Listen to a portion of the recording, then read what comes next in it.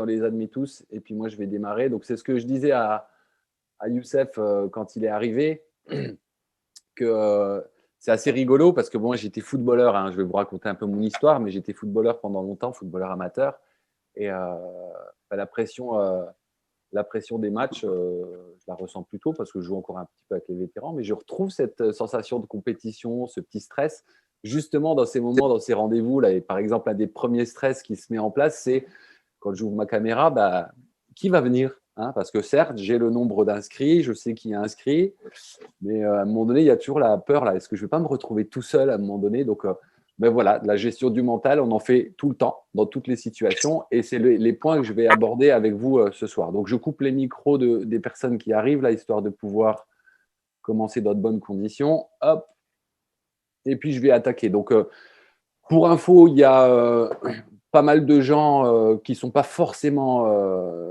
du monde du football. Il y a pas mal de gens du monde du football, mais il y a aussi le monde du trampoline qui est avec nous. Et puis d'ailleurs, je sais pas, il y en a peut-être d'autres qui sont dans d'autres sports encore. Je n'ai pas forcément toutes les informations. Et là, ici, l'idée, de toute façon, ce soir, ce n'est pas forcément de faire connaissance. Ça sera pour éventuellement ceux qui sont intéressés pour aller plus loin dans le projet.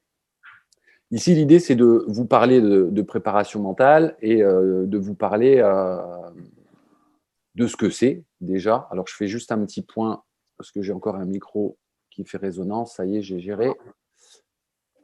Et ouais, je vais vous demander de garder vos micros coupés, s'il vous plaît, histoire que ça ne fasse pas écho pour tout le monde et que ce soit le plus agréable possible. Et donc, du coup, bah, voilà, je vous disais que c'était la petite sensation de stress qui arrivait et qu'il y avait différents mondes du sport. Je sais qu'il y a du foot, je sais qu'il y a du trampo. Et désolé s'il y a d'autres personnes qui viennent d'autres mondes sportifs. En tout cas, bienvenue parce que, encore une fois, c'était un rendez-vous qui était assez large dans l'esprit, en tout cas. Donc, je vais déjà vous présenter le programme de la soirée. Il va être assez simple. Ça va être dans un premier temps de me présenter moi. Alors. Toutes mes excuses. Non, ouais, ça, pas de problème. Je vais juste te demander, tu sais couper ton micro, Philippe? Alors, sinon, je vais le faire moi. C'est l'inconvénient. Hein. J'ai préféré faire une réunion plutôt qu'un webinaire, histoire qu'on puisse un petit peu se voir. C'est bon, je t'ai coupé le micro, Philippe. Et alors, où en étais-je? Oui, donc je vous présentais le programme. Donc, le programme, ça va être, encore une fois, de me présenter dans un premier temps, mais assez rapidement. Ensuite, de vous présenter ce qu'est la préparation mentale et gardez bien à l'esprit que tout ce que je vais vous donner comme information ce soir, vous venez les chercher, je suppose, surtout pour vos sportifs. Mais ce qui va être important aussi à retenir, c'est que vous en avez tout autant besoin. D'accord? À un moment donné, l'idée, c'est pas ah ben moi, je prends du mental, je prends des infos, et puis derrière, je vais les transmettre et ça va suffire. La grande différence entre les axes techniques, physiques et tactiques ou d'autres dans d'autres sports et l'axe du mental, c'est qu'à un moment donné, si vous avez des fragilités mentales, vous allez les transmettre. On parlera rapidement un petit peu de la communication et un point qui est super important et qui revient souvent quand j'accompagne des coachs, c'est qu'à un moment donné, quand ils parlent, par exemple, imaginons, prenons la thématique du stress, ben moi, quand il y a une compétition importante, voilà, je fais en sorte de surveiller mes mots par rapport au stress pour ne pas faire monter le stress, etc. Gardez à l'esprit que les mots dans la communication, c'est 7%, c'est-à-dire rien du tout, quoi.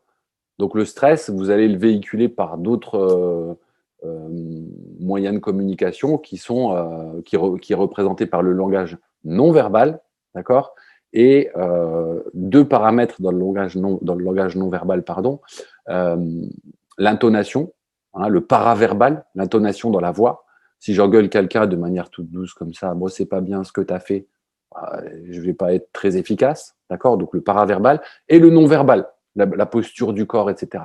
Donc à un moment donné, si vous êtes stressé, vous avez beau choisir les plus jolis mots que vous souhaitez, vous transmettrez ce stress. Donc à un moment donné, il y a aussi des façons de gérer ça. Et on y reviendra un petit peu au moment de… J'aborderai les causeries ou les discours qu'on peut avoir pour notamment l'aspect motivationnel juste en amont de la compétition. Donc, présentation de la préparation mentale dont vous avez aussi besoin. Et ensuite, j'aborderai quel est le rôle du préparateur mental, mais en gardant bien à l'esprit qu'ici, l'idée, c'est pas ensuite, si vous vous embarquez avec moi dans l'aventure, c'est pas que vous deveniez des préparateurs mentaux, c'est pas du tout l'idée. L'idée, c'est de pouvoir vous améliorer votre mental et ensuite avoir des outils sur lesquels vous allez pouvoir vous appuyer pour faire levier et améliorer l'aspect mental chez vos sportifs. Donc, une fois qu'on a abordé quel est le rôle du préparateur mental rapidement, on verra ensemble quels sont les domaines sur lesquels vous pouvez intervenir. Parce que, bien évidemment, c'est très compliqué d'être le préparateur mental ou la préparatrice mentale d'un sportif qu'on encadre sur les autres axes. Notamment, si je prends le monde du football, mais c'est peut-être valable au trampo, il faut faire parfois des sélections, il faut choisir des joueurs. Et un sportif qu'on ne sélectionne pas, bah, on va le frustrer, il va peut-être nous en vouloir. Du coup, le message ne va pas forcément passer. Donc, être préparateur mental, c'est possible dans certains sports. Il est possible que si vous ayez en charge un seul sportif au trampoline, par exemple, vous puissiez être et le coach mental et le coach technique, physique, etc. D'accord? Ça va dépendre des situations. Mais l'idée, en tout cas, c'est pas que vous deveniez ici des préparateurs mentaux. Et ensuite, en fin de webinaire, je vous expliquerai un petit peu le projet sur lequel j'ai réfléchi et sur lequel je compte aussi sur vous pour continuer à le monter parce que j'arrive avec bien évidemment des choses nécessaires à vous transmettre. Mais ensuite, derrière, l'idée, c'est aussi comment l'adapter dans mon sport, comment l'adapter en fonction des possibilités que j'ai dans ma façon. Est-ce que je les ai tous les jours? Est-ce que je les ai 3 fois par semaine? Est-ce que je les ai 2 fois par semaine? Et comment je peux gérer cet aspect-là par rapport à ça? Alors, je vais commencer par me présenter. Donc, moi, c'est Claude Cunego. J'ai été professeur des écoles pendant 20 ans et footballeur amateur d'un bon niveau régional.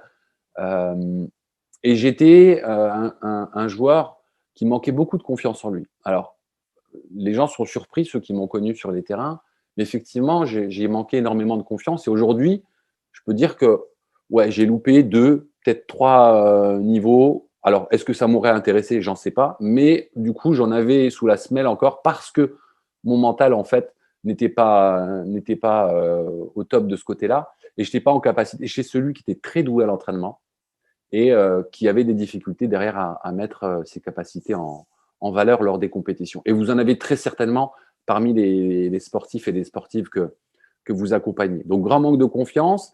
Et puis, un jour, d'ailleurs, Youssef Bétar qui est présent, hein, c'est lui qui m'a vraiment lancé dans l'accompagnement et l'encadrement des jeunes dans le monde du football. Quand on a eu une difficulté soi-même plus jeune, forcément, naturellement, on va essayer d'aider les jeunes sur ce point-là. Et d'ailleurs, là-dessus, c'est aussi un élément sur lequel j'ai réfléchi avec le recul. Posez-vous la question aussi, quel sportif ou sportif vous avez été vous? Parce qu'il y a des chances que derrière, vous accompagnez facilement les jeunes sur les difficultés que vous aviez vous.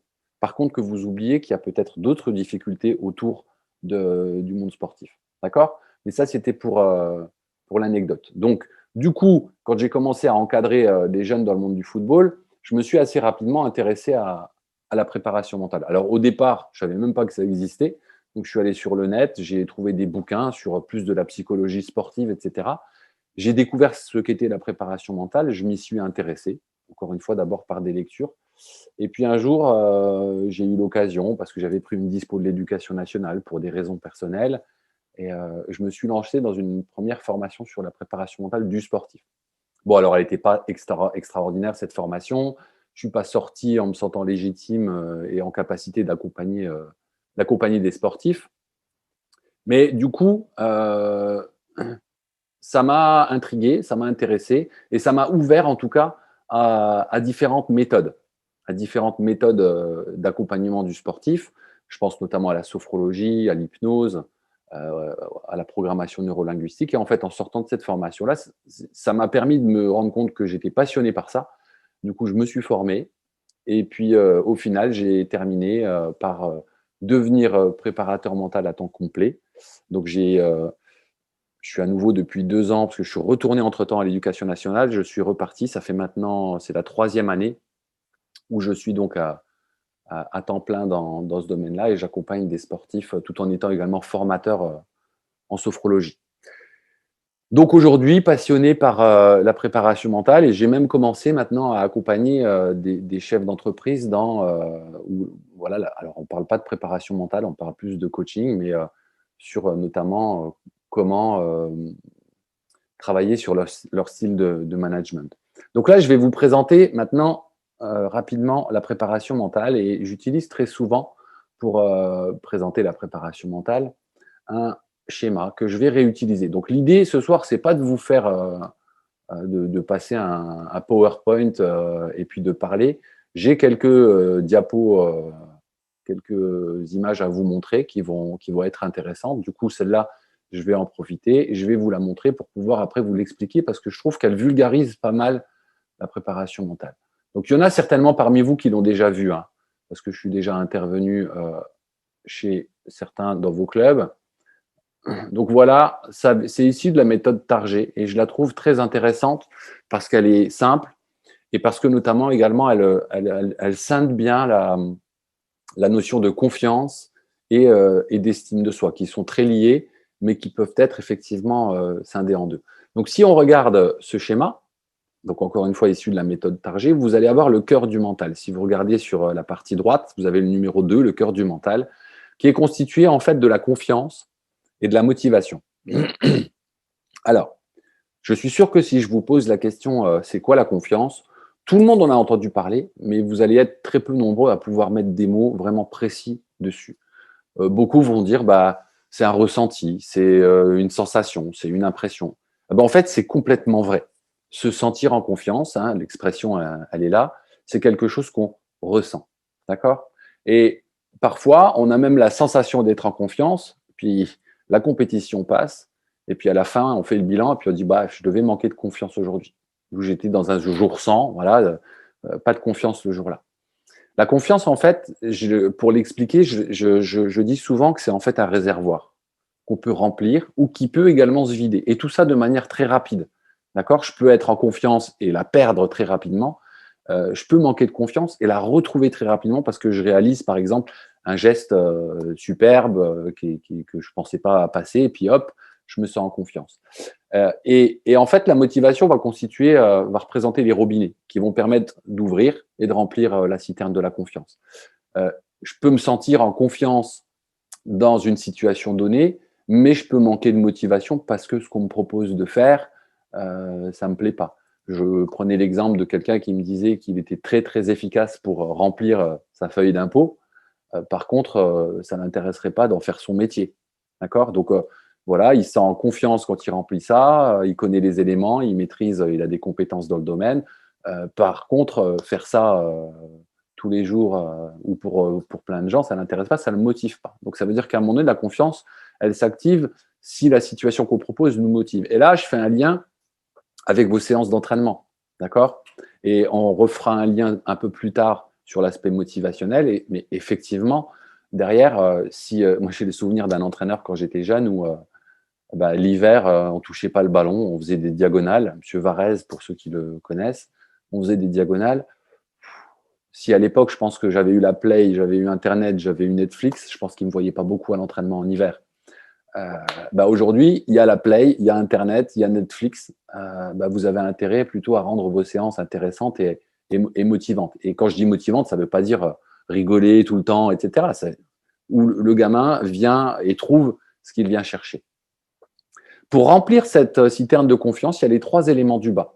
La gestion des émotions, d'accord ?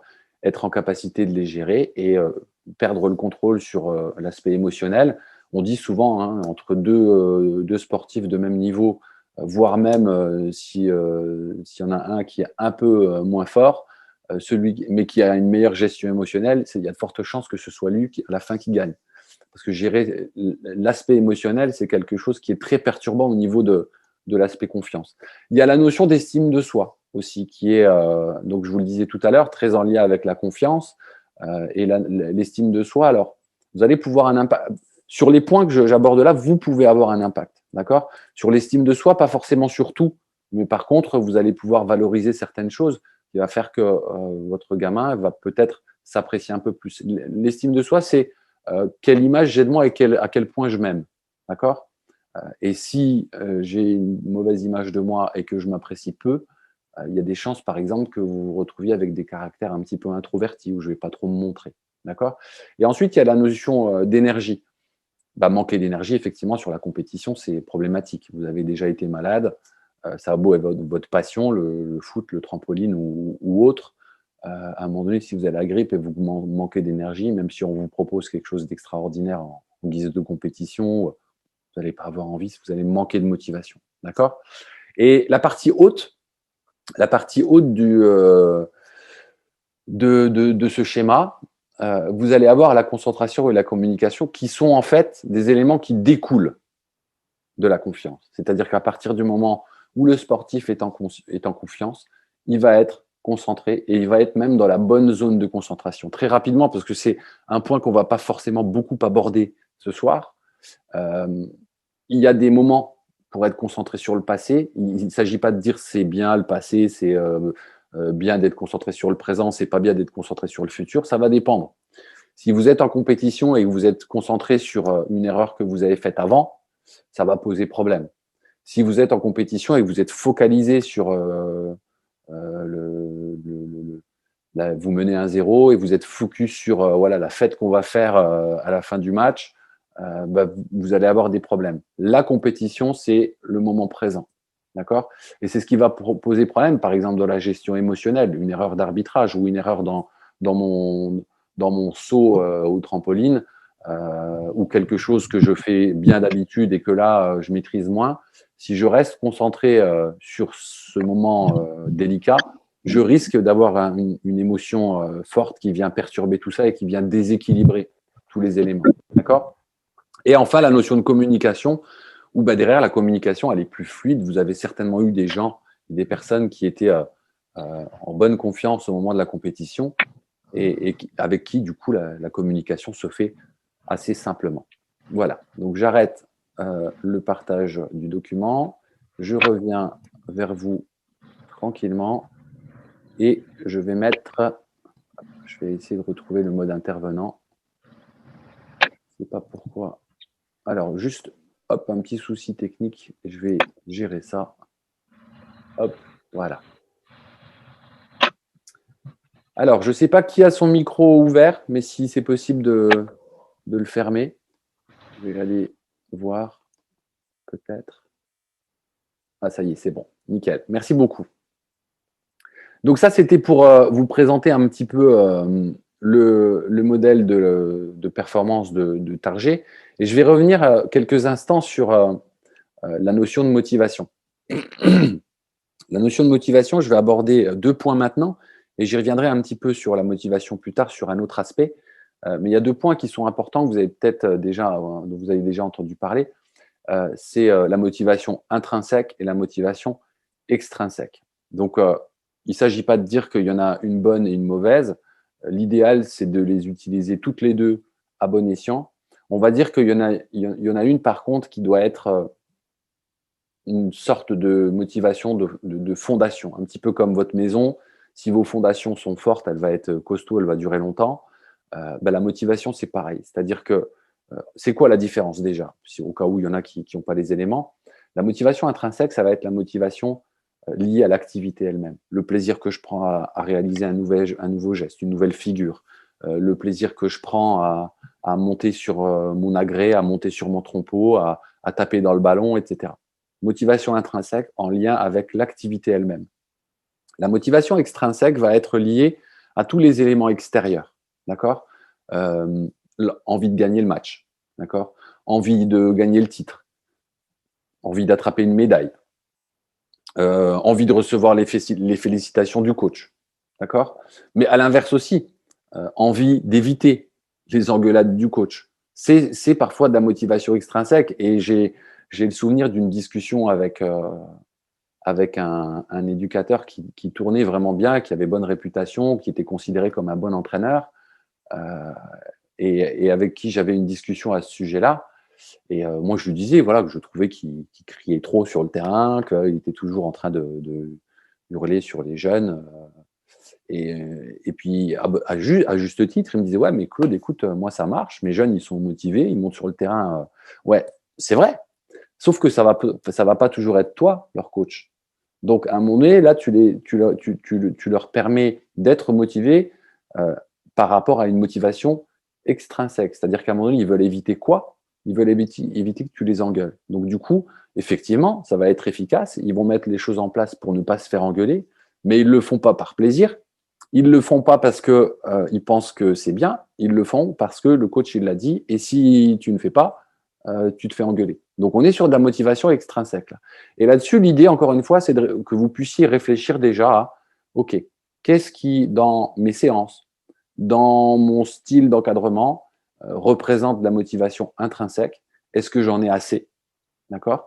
Et qu'est-ce qui, derrière, va pouvoir venir amplifier cette motivation naturelle? Parce que le gamin ou la gamine ou le joueur, parce que ça peut être des adultes aussi, il vient parce que il vient chercher du plaisir, d'accord?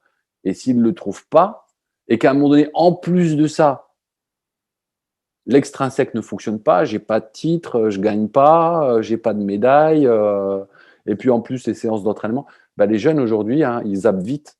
Donc vous risquez, en ne réfléchissant pas sur ces points-là, de perdre à un moment donné du monde parce qu'aujourd'hui, je pense notamment aux ados, ils viennent pas uniquement consommer du football pour consommer du football, ils viennent se faire plaisir. Et s'ils se font pas plaisir au foot ou au trampo ou à la gym ou au judo ou à la boxe, etc., eh ben, ils vont rester devant la play, ils vont rester sur Internet, ils vont aller devant Netflix ou ils vont trouver un autre sport. D'accord? Donc, sur les estimes de soi fragiles, alors je vais prendre mon cas, moi par exemple, mes difficultés aujourd'hui, et on abordera après la notion de croyance. J'avais effectivement une estime de moi qui était basse pour des raisons X. Hein, l'estime de soi, c'est la notion de comparaison. Comparaison entre moi actuellement, donc à l'époque, ce que je me considérais être en tant que joueur de foot, et celui que je voudrais être. Donc là, aujourd'hui, l'estime de moi, elle est toujours valable, sauf que j'ai réussi à rapprocher celui que je suis de celui que je veux devenir. D'accord? Et là-dessus, bah, plus je m'en approche, plus l'estime est bonne. Sur la notion de gestion émotionnelle, je vous ai aussi donné, moi j'ai été quelqu'un par exemple qui gueulait beaucoup avec les arbitres, enfin qui les rendait un petit peu fous même. Et puis en plus, comme je savais communiquer, c'était jamais ou rarement violent, agressif, mais je savais piquer. Et ça m'a joué des tours, ça aussi, hein, des cartons, voire même des rouges des fois, alors que j'avais pas fait de faute. Par contre, j'avais saoulé l'arbitre. Et là, on est dans de la gestion émotionnelle, c'est-à-dire qu'à un moment donné, il y avait des frustrations par rapport à des décisions arbitrales, etc. Et je reviendrai notamment tout à l'heure quand je vous présenterai des mécanismes mentaux de base, la notion de croyance. Je reviendrai sur cet exemple de ma relation à l'arbitrage. Et donc, je vous ai déjà parlé de la notion d'énergie et de la notion de motivation. On vient d'en parler et on en reparlera un petit peu plus tard. Donc, je vais vous présenter maintenant un autre schéma, mais là, pareil, je vais faire assez vite, qu'on appelle les mécanismes mentaux de base. Donc, je vais ranger le premier et je vais vous présenter le second. Laissez-moi juste le trouver. Hop, le voilà. Et je vais vous le partager en espérant qu'on le voit bien. Voilà, je vais le réduire histoire que tout le monde puisse le voir correctement. Le voilà. Hop. Donc ça aussi, peut-être qu'il y en a qui l'ont déjà vu quand je suis intervenu chez vous. Alors, vous avez sur la partie droite la perception des faits. Il se passe quelque chose, d'accord? Une décision arbitrale, une décision d'un juge, le choix d'un coach. Je perçois les éléments extérieurs. Donc, il est important de scinder nos deux mondes. On a un monde intérieur, d'accord, à l'intérieur de notre corps, et on a un monde extérieur. Comment on est relié? Comment notre monde intérieur est relié au monde extérieur? C'est par nos sens, d'accord? Nos 5 sens, la vue, l'odorat, le goût, l'ouïe et le toucher, d'accord? Et ces sens nous permettent d'interpréter une situation. Vous êtes, imaginons, pardon, je bois un coup. Imaginons que vous soyez en train de regarder une émission politique, voilà, avec peu importe, on prend n'importe qui, Monsieur Macron. Vous soyez deux personnes, une qui est pour ce que met en place Macron, l'autre qui est contre. vous allez entendre les mêmes choses, d'accord?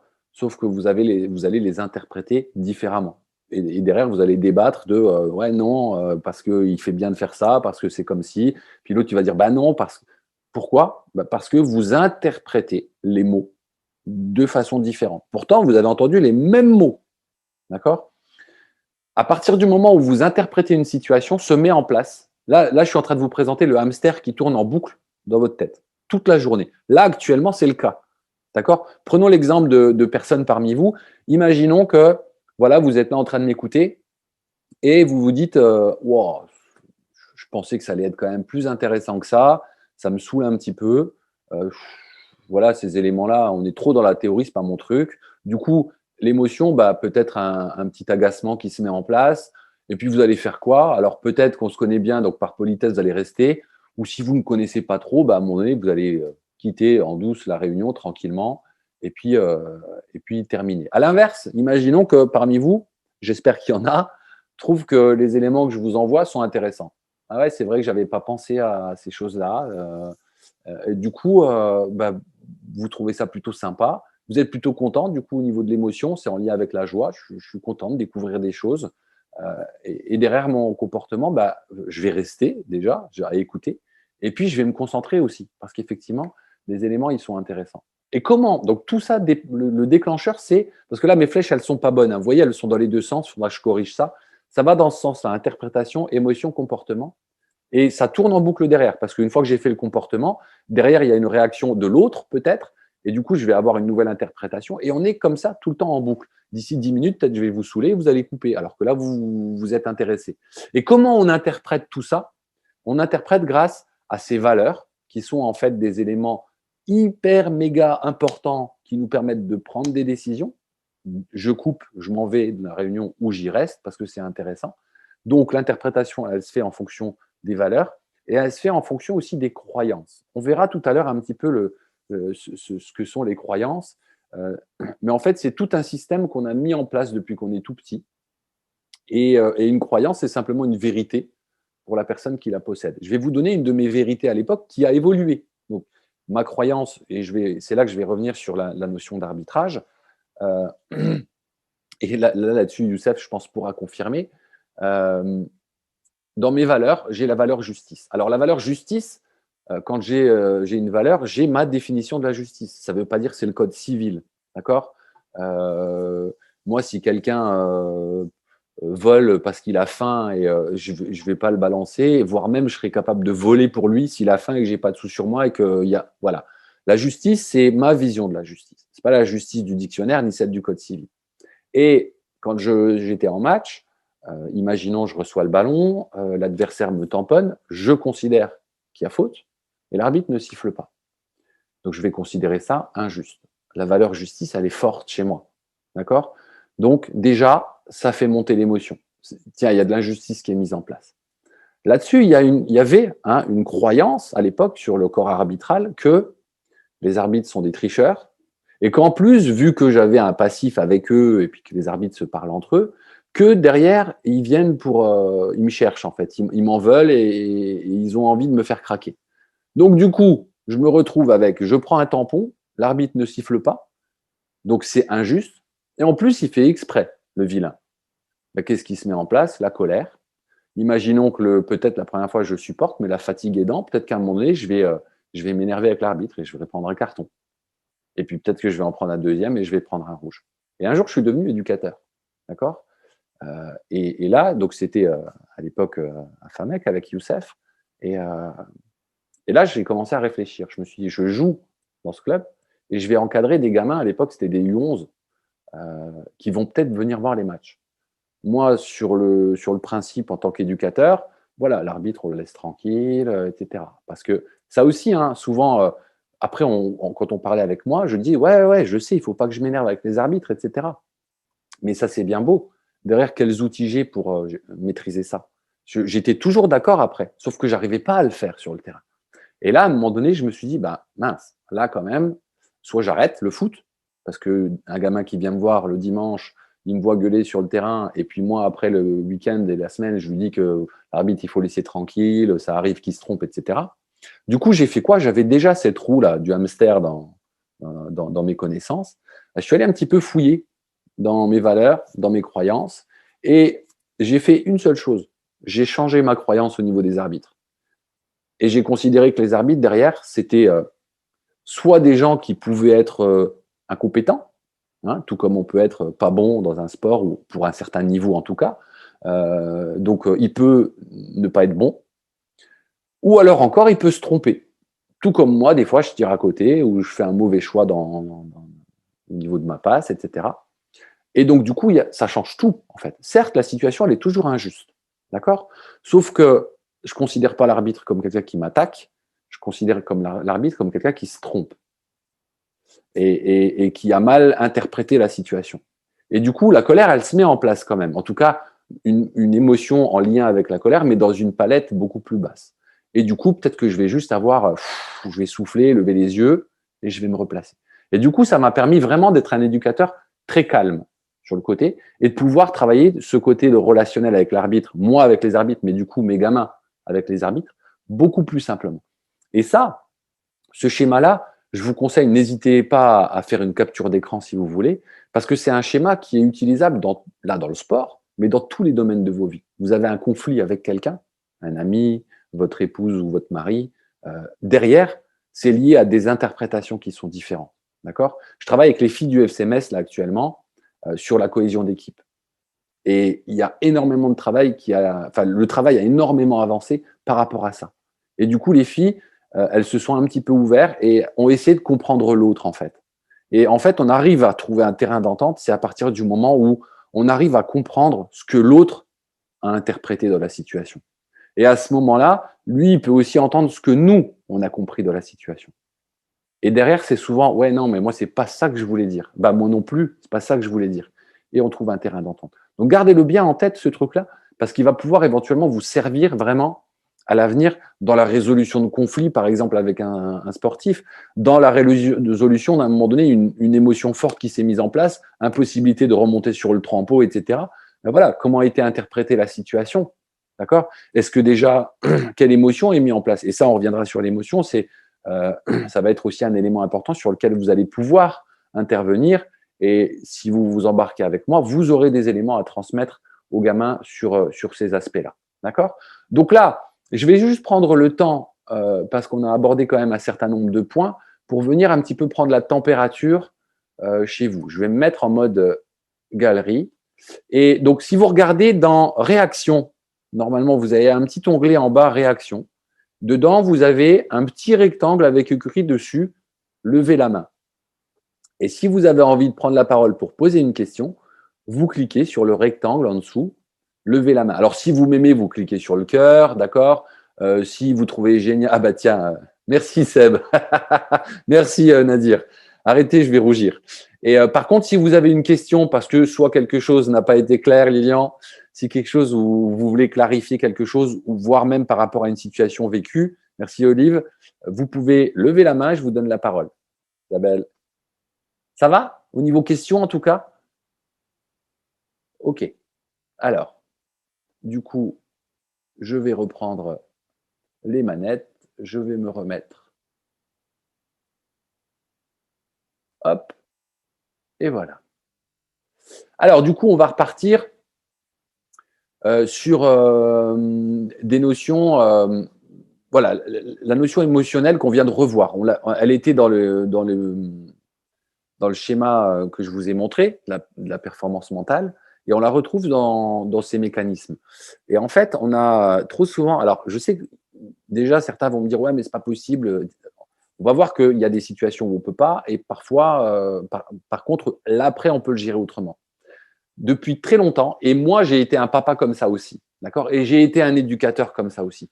C'est qu'à un moment donné, il y a des règles, d'accord? Et j'étais intransigeant sur certaines règles. Et avec mes enfants, pareil.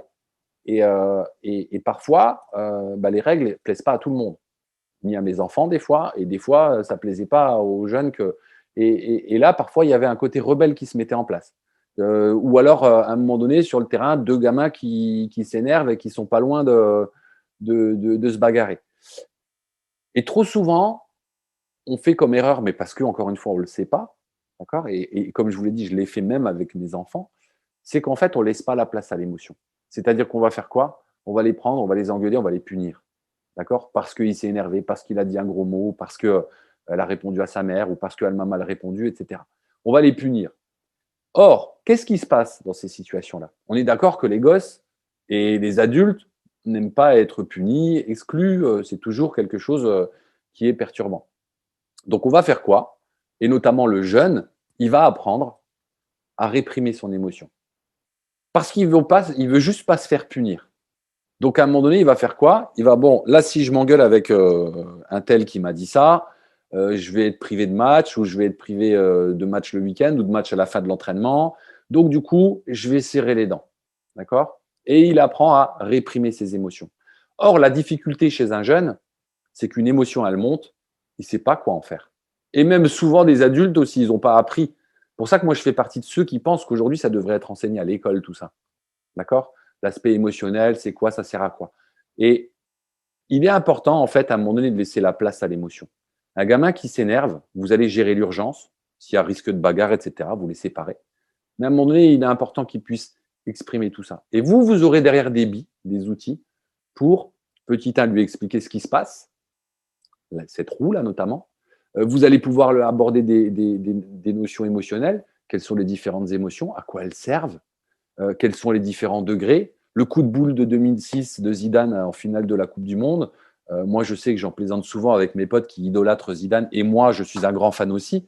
Mais je les taquine souvent avec ça parce que je dis qu'il nous a fait perdre la finale de la Coupe du Monde 2006. Sauf que moi, je sais pertinemment qu'on peut faire ce qu'on veut.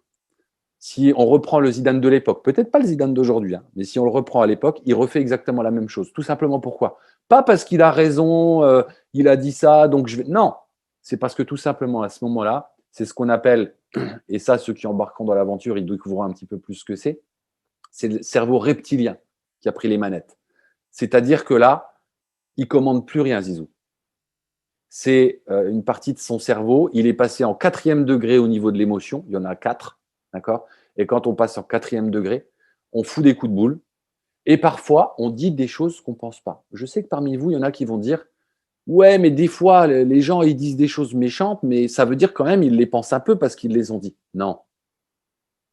Quand on passe en 4e degré, il y a des choses qui sortent et qu'on ne voulait pas dire et qu'on ne pense pas.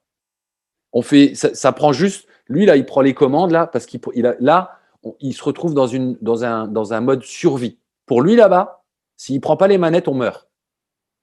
Je ne dis pas que c'est vrai. Hein. Zidane, il risquait pas de mourir à la finale de la Coupe du Monde. Mais son cerveau, lui, il a interprété la situation comme ça. Donc, son cerveau, il a pris les manettes et pour la survie, il a pris les commandes. Et il a géré la situation, lui. C'est-à-dire que ce n'est pas Zidane, ce n'est pas le personnage qui a géré, c'est son cerveau reptilien. Donc ça, c'est important à un moment donné d'apprendre à découvrir ce que sont les émotions, à quoi elles servent et à quoi elles ont servi. Elles ont simplement servi à l'espèce humaine de survivre au travers du temps. Hein. À l'époque, la peur, quand on rencontrait un ours, qu'est-ce qui se passait? Le sang, il descendait dans les jambes. C'est pour ça quand on est pâle, quand on a peur, pour pouvoir se sauver. C'est quoi la colère? C'est à un moment donné, je suis coincé, il y a un ours, on est 12. Mais, il est costaud, du coup on est coincé, on est dans une impasse, qu'est-ce qu'on va faire? On va se retourner et il y a la colère qui va monter. Pourquoi? Le sang il monte, on devient rouge de colère pour qu'on puisse se défendre et attaquer ou se défendre. D'accord? C'est simplement les émotions, ce qui nous a permis de survivre. Aujourd'hui, on rencontre plus d'ours, d'accord? On est souvent en sécurité chez soi, mais par contre, nos émotions, elles sont toujours là et elles ont besoin d'exister. Donc elles s'adaptent. Elles s'adaptent. Et tout à l'heure, on verra qu'on parlera de stress. Ça rentre aussi en considération dans ces éléments-là. Et élément très important aussi dans la gestion émotionnelle et dans le mental, c'est l'ego. Et là, le sportif, au niveau de l'ego, il y a du taf. D'accord?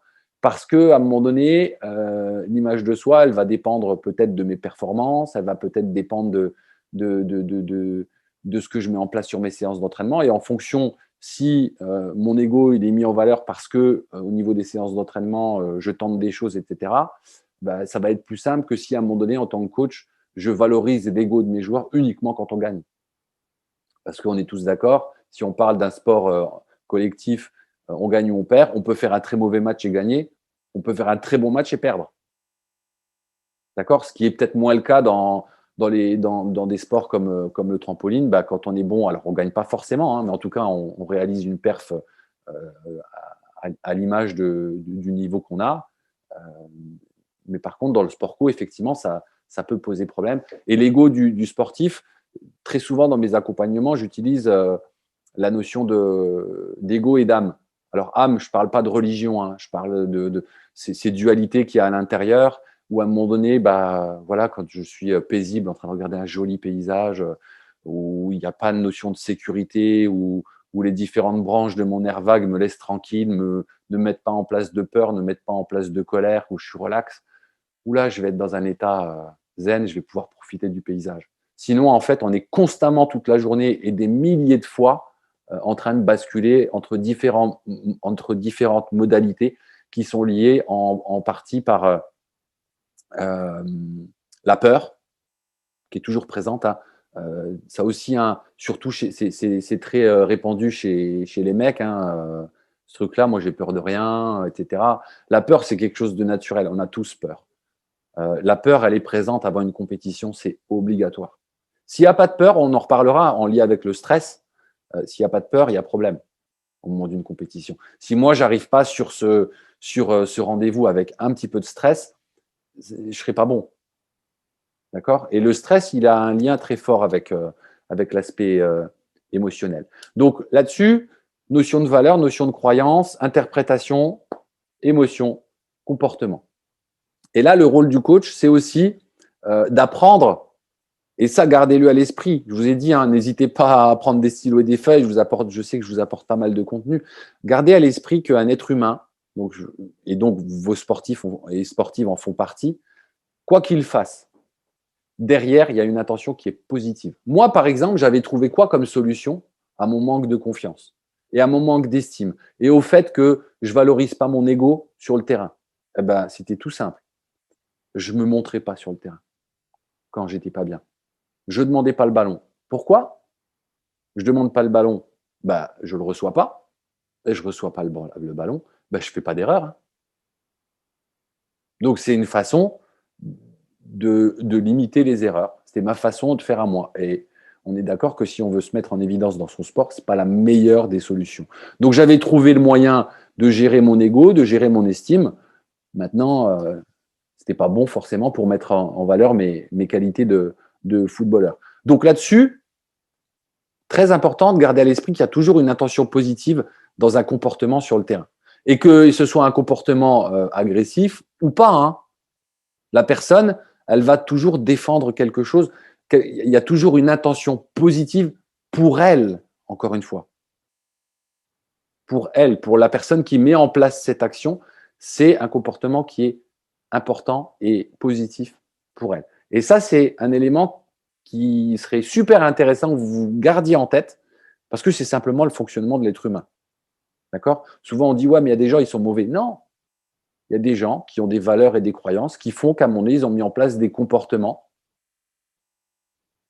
qui leur permettent de faire des choses que vous ne feriez pas et que vous considérez comme des gens mauvais. Il y a plein de gens mauvais que vous considérez ou qu'on considère comme mauvais.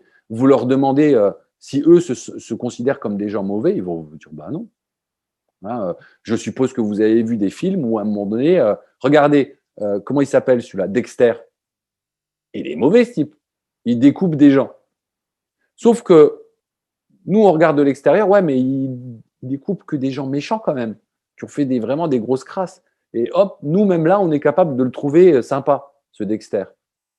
Donc, à un moment donné, vous voyez comme ça peut être complexe à un moment donné, cette façon de voir les choses. Alors, certes, c'est simple hein, de dire, ouais, lui, il est mauvais, lui, il n'est pas mauvais, lui, il est gentil, etc. On rentre dans des cases. Or, c'est pas si simple que ça. Et en fait, donc là, rapidement, le rôle du préparateur mental, c'est quoi? Dans tout ça, dans tous les éléments que je vous ai donnés, ça va être, dans un premier temps, tout simplement de fixer un objectif avec le sportif. Et ensuite, derrière, de lui permettre d'avancer vers cet objectif et de repérer les éventuels freins. Très souvent, les freins sont liés avec les croyances. D'accord? Et ça, c'est un travail spécifique. Ça va être compliqué de vous le transmettre en tant que coach. Et vous n'avez pas forcément besoin de ce travail-là.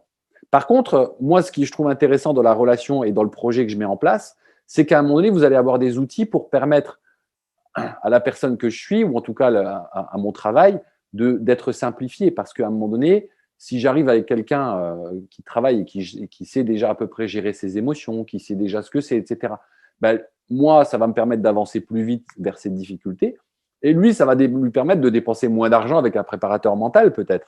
Parce que si je dois, dans un premier temps, lui apprendre à gérer ses émotions, ça prend du temps, etc. D'accord? Donc, je fixe un objectif. Enfin, il fixe un objectif. Moi, je le guide là-dedans. Ensuite, derrière, je travaille sur ses freins, ses résistances qui peuvent éventuellement freiner sa progression ou l'empêcher d'aller vers son objectif. Et si je prends là, alors je vais caricaturer un peu, hein, mais très souvent, chez les garçons, le travail que j'ai à mettre en place, c'est que le mec arrête de dire ouais, mais c'est la faute du coach, ouais, mais c'est la faute de l'autre, il ne me donne pas la balle, ouais, mais c'est la faute du coach, il ne m'a pas bien préparé physiquement. Ouais, on va chercher les raisons à l'extérieur. Et les garçons, il y a souvent besoin de les ramener. Oh là là, qu'est-ce que toi, tu peux faire qui dépend que de toi, sur lequel tu peux travailler pour aller vers ton objectif. Les filles, c'est souvent l'inverse. Les filles, très souvent, c'est elles qu'elles mettent dans la balance. C'est à cause d'elles, c'est parce qu'elles sont nulles, c'est parce qu'elles sont… De toute façon, elles se plantent tout le temps, etc. Et là, il y a souvent un travail autour de la notion d'estime de soi à faire. Et donc, voilà un petit peu vraiment en raccourci hein, le travail du préparateur mental. Et là-dessus, le préparateur mental, il s'appuie sur l'écoute. Et ça, j'ai l'intention de vous transmettre des éléments sur qu'est-ce que l'écoute, d'accord? Et comment on écoute correctement quelqu'un, comment on le fait parler correctement pour repérer un petit peu et essayer de mieux le comprendre. Ensuite, il s'appuie sur des moyens plus techniques, la respiration, qui est un outil hyper puissant. Très rapidement, une respiration, bien évidemment, ça sert à oxygéner le sang pour aller ensuite apporter l'oxygène et les nutriments aux différentes cellules. Mais ce n'est pas que ça, en fait. C'est un excellent outil pour gérer les émotions, la respiration. Et dans la respiration, il y a une inspiration, une expiration. Jusque-là, tout le monde est d'accord. Mais il y a aussi deux éléments qu'on repère peu sur les apnées. Si on inspire, imaginons que l'inspiration soit quand je lève mon doigt. Avant de pouvoir, j'inspire. Avant de pouvoir redescendre, il y a un arrêt là-haut. Et hop, je passe à l'expiration. Avant de repasser à l'inspiration, hop, il y a un arrêt ici. Eh bien, on peut jouer aussi là-dessus. Et en fonction, donc on peut jouer sur la durée des inspirations et des expirations, et on peut jouer sur la durée des apnées. Et ça peut être aussi un outil très puissant en fonction de si le sportif il a besoin de calme, si le sportif il a besoin d'énergie. Et là-dessus, je vous propose d'aller un petit peu trifouiller, bidouiller sur le net pour trouver des techniques de respiration qui vont pouvoir vous aider et aider vos sportifs. Il y a ensuite la détente musculaire qui est un élément très important. Et il y a des outils assez simples. Vous avez été sportif ou sportive. Quand on est stressé par une compétition, il y a des tensions qui se mettent en place au niveau du corps. Parce que trop souvent, on croit que les deux fonctionnent différemment encore aujourd'hui, mais ça y est, c'est prouvé tout ça. La tête et le cerveau et le corps, ça ne fait qu'un. C'est-à-dire que si à un moment donné, vous avez quelque chose qui ne va pas bien dans la tête, vous avez une pensée négative ou quelque chose qui vous triture, il va y avoir une émotion qui se met en place et ça va se ressentir au niveau du corps. Hein. Il y a de plus en plus de burn-out au boulot, vous l'avez entendu, hein, ça s'appelle une maladie. Il y a de plus en plus de problèmes de dos et très souvent, on le relie de plus en plus, en tout cas, à la notion de stress. Et le dos, c'est quoi un dos qui se bloque? Il est vraiment pas rare du tout qu'à un moment donné, un dos il se bloque parce qu'on dit simplement le corps, la tête, elle envoie un message au corps. Bon, lui envoyer de l'émotion. Le rôle de l'émotion, c'est de se faire entendre. D'accord? Considérez l'émotion comme quelqu'un qui vient toquer à la porte. D'accord? L'émotion, elle toque à la porte et elle veut que vous l'entendiez. Et si à un moment donné, vous ne l'entendez pas, eh bien, elle va taper plus fort. D'accord? Jusqu'à ce que vous l'entendiez. Et si vraiment, à un moment donné, vraiment, vous ne l'entendez pas, le cerveau il va dire, les cocos là-bas.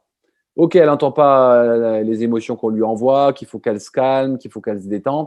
Allez lui bloquer le dos, qu'elle comprenne un petit peu. Et donc, très souvent, on se retrouve dans des situations avec des douleurs, des blocages, voire des arrêts complets parce qu'à un moment donné, on n'a pas écouté son corps, on n'a pas écouté ses émotions. Ça, c'est le rôle du coach, le rôle du préparateur mental. Si je reviens maintenant à ce que vous pouvez faire à l'intérieur de vos contenus, dans vos attitudes, ça va être dans un premier temps, justement, si on parle de notion d'attitude, c'est de gérer votre style de management. D'accord? Comment vous coachez les gamins? Comment vous les encadrez? D'accord? Là-dessus, je vais vous donner 4 types pour globaliser, on va dire. D'accord? Et là encore, il ne s'agit pas de dire il y a un type de management qui est bien et il y en a un qui n'est pas bien. Il y a peut-être à repérer celui avec lequel vous êtes le plus en symbiose, vers lequel vous allez le plus facilement. Et après, vous dire que peut-être les autres, ils peuvent être intéressants en fonction des situations. Vous avez, alors on va parler de, moi je l'appelle souvent le coach à l'ancienne, hein, c'est le directif, l'autoritaire. Voilà, moi je sais où on doit aller. Donc là, du coup, vous êtes là pour m'écouter et faire ce que je dis. Et vous allez voir que si vous faites ce que je dis, on va réussir à aller là où je vous ai dit qu'on allait aller. Le directif, lui, il donne des ordres, il est peu centré sur la personne.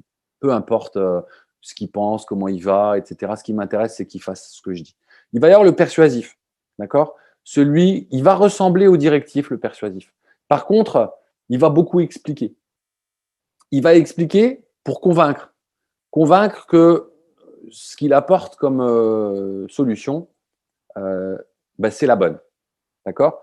Donc, lui, il va beaucoup expliquer et va être très proche de ses sportifs. Il va les assister quand ils en ont besoin. Et celui-là, il va avoir comme particularité, et des fois, il se trompe même, parce que le troisième que je vais vous proposer, c'est le participatif. Il fait participer au choix, il suscite des idées, il implique ses sportifs, et en fait, souvent, le persuasif, et moi, j'ai été en fait persuasif pendant longtemps en pensant être participatif. Parce que ce qui se passe chez le participatif, c'est qu'effectivement, il fait participer ses sportifs aux décisions. Alors, pas toutes les décisions, à vous de faire le choix, encore une fois, à quel moment vous pouvez être participatif et à quel moment vous ne pouvez pas, d'accord? Mais à un moment donné, on peut être participatif dans certains domaines de fonctionnement de l'activité. Parce que celui-là, effectivement, le participatif, il va donner des possibilités de choix à ses sportifs et ces sportifs vont avoir le choix. Le persuasif qui se croit participatif, c'est celui qui va proposer, voilà, alors allez discuter qu'est-ce qui pour vous est le mieux, d'accord? Et puis les sportifs vont apporter une solution et celui qui croit être participatif et qui en fait il est persuasif, il va lui dire non, comme ça ne va pas être possible. Non, parce que regardez, si on fait ça, il va y avoir ça, si on fait ça, il va y avoir ça. Donc, ouais, je pense que c'est mieux de faire comme ça. Donc, au final, il apporte sa solution et il essaye de convaincre. Donc, et comme je vous le disais, hein, ce n'est pas un briquet, je les catégorise pour comprendre. Et il y a le délégatif, celui qui va faire énormément confiance, qui va être peu présent, d'accord? Il fait confiance, il accepte l'initiative et il soutient s'il y a de la demande, d'accord? Et ce qui va être intéressant dans votre façon de diriger vos sportifs et sportives, ça va être de réfléchir à quel moment je vais utiliser tel style plutôt qu'un autre. Dans les situations d'urgence, il n'y a pas à discuter. Le directif, c'est celui qui est en place. Situation d'urgence, où il faut prendre des décisions rapidement. Et là, effectivement, ça va être important d'avoir un directif. Si à un moment donné, j'ai un choix tactique à faire, paf, il faut que je le fasse, point, je décide et j'y vais. Je ne vais pas prendre mon banc de touche ou communiquer, discuter avec les joueurs, qu'est-ce qu'on fait, etc. Voilà, si je prends le cas du football. Donc, utiliser le bon style de management en fonction de la situation. Être à l'écoute, ça va être un élément très important pour vous, pour en revenir encore aux mécanismes mentaux de base. Et je vais vous enseigner, pour ceux qui s'embarquent avec moi, des façons d'écouter et des façons de faire parler, encore une fois, je vous l'ai déjà dit. Là, je vais revenir un petit peu sur la notion de motivation. On a abordé la motivation intrinsèque, la motivation extrinsèque. Mais il y a également la notion d'objectif. D'accord? L'objectif, c'est quelque chose d'hyper important. C'est pour ça que dans les formations d'entraîneurs, de coachs, d'éducateurs, je ne sais pas dans les différents sports comment vous appelez ça, on vous apprend souvent à poser des objectifs. On vous apprend à poser des plans annuels, voire pluriannuels sur la progression de vos sportifs et sportives. Pourquoi? Parce qu'à un moment donné, ça donne un sens, ça donne une direction, ça donne de la vitesse également. D'accord? Et donner du sens à l'activité, c'est primordial. Si à un moment donné, je viens faire quelque chose et que ça n'a pas de sens, je vais arrêter, je ne vais plus venir. Et Et ça, effectivement, la notion de fixation d'objectif, ça va être hyper important. Alors, ça peut être un objectif d'équipe, mais ça peut être aussi des objectifs individuels. Et il va être important que vos sportifs soient au courant de ce que vous attendez d'eux en termes d'objectifs court, moyen, long terme. D'accord? Moi, il ne se passe pas un accompagnement sans qu'avec le sportif, je réfléchisse avec lui sur cette saison, dans 2 ans, dans 5 ans, dans 10 ans, et voire même dans 20 ans, l'après-carrière. D'accord? Parce qu'à un moment donné, poser des objectifs, c'est se projeter. D'accord? Et c'est hyper important. Alors, comment fixer un bon objectif? Ça, on le verra, vous avez des critères SMART que vous pouvez aller chercher sur le net. Mais ce qui va être aussi intéressant, c'est d'utiliser les neurosciences. Alors, quand je parle de neurosciences, n'ayez pas peur. Dans le projet, c'est les neurosciences que on va dire que je popularise. D'accord? Les outils que je vais vous apporter et les éléments que je vais vous apporter sur le fonctionnement du cerveau, sur le fonctionnement de l'être humain, c'est-à-dire que vous allez même apprendre à vous connaître vous aussi par rapport à vos modes de fonctionnement, sont issus pour 90% des cas des neurosciences. D'accord? Donc des choses qui ont été prouvées. Et là-dessus, fixer un objectif, c'est aujourd'hui prouvé scientifiquement. Les chances de l'atteindre sont plus grandes que celui qui ne s'en fixe pas. Ça veut pas dire que celui qui ne fixe pas d'objectif, il n'en atteindra jamais. Ça ne veut pas dire que celui qui s'en fixe, il va forcément les atteindre. Par contre, une chose est sûre, les chances sont plus grandes d'atteindre son objectif si on le réfléchit et si on utilise certaines zones de son cerveau. Parce que je vous disais tout à l'heure que le préparateur mental utilisait la visualisation et quelque part, il gruge un petit peu le cerveau. C'est-à-dire qu'il utilise, enfin, il utilise les fonctionnalités du cerveau, pour l'intérêt du sportif en utilisant des visualisations. C'est-à-dire que il fait imaginer la situation à une personne. Ça peut être une situation du passé, ça peut être une image créée, ou une situation dans le futur, une projection. Et à un moment donné, le cerveau, il a besoin que cette situation qu'il imagine soit crédible. D'accord? Et ça, il y a 4 zones du cerveau à utiliser, mais je ne vais pas rentrer trop dans le détail ici, ça risque de devenir trop lourd. Et si ces 4 zones du cerveau sont utilisées, le cerveau va considérer l'imaginaire qui se passe dans sa tête comme réaliste, et du coup, il ne fera pas de différence entre la réalité et l'imaginaire. D'accord? Pour l'anecdote, je me suis retrouvé un jour avec un casque, les casques 3D, là, virtuel, dans un manège. Je déteste les manèges, je ne suis pas à l'aise du tout, je transpire, j'ai peur de la panne mécanique, etc. Donc, souvent on se moque de moi, mais bon, voilà, c'est pas vital, hein, je ne veux pas mourir si je ne vais pas dans les manèges à sensation. Mais par contre, voilà, le copain, il m'a dit, j'ai un casque, tu veux bien essayer? Je dis, je suis pas super fan. Bon, écoute, regarde, tu es sur un canapé. Je dis, oui, c'est vrai, puis en plus, je suis préparateur mental, ça va aller, quoi. Et donc là, hop, on met le casque. Donc, le petit train monte sur les rails, comme ça, avec les bruits, hein, etc. Et là, ça commençait déjà à monter. Donc, moi, je me parle tranquille. Bon, Claude, ça va, tu es sur le canapé. J'avais bien les mains accrochées aux accoudoirs du fauteuil. Et puis là, on arrive sur la fin de la montée et là, il commence à descendre. Wouh! Quand je vous dis que le cerveau ne fait pas la différence entre la réalité et l'imaginaire, si c'est bien fait, je vous assure que c'est vrai. Parce que je crois que j'ai failli arracher ces accoudoirs. Si là-dessus, on mettait un petit peu un ventilateur devant moi, à mon avis, mon cœur, il s'arrêtait. Donc, c'est ça qui est utilisé. Et ça, je vous proposerai d'apprendre à le faire.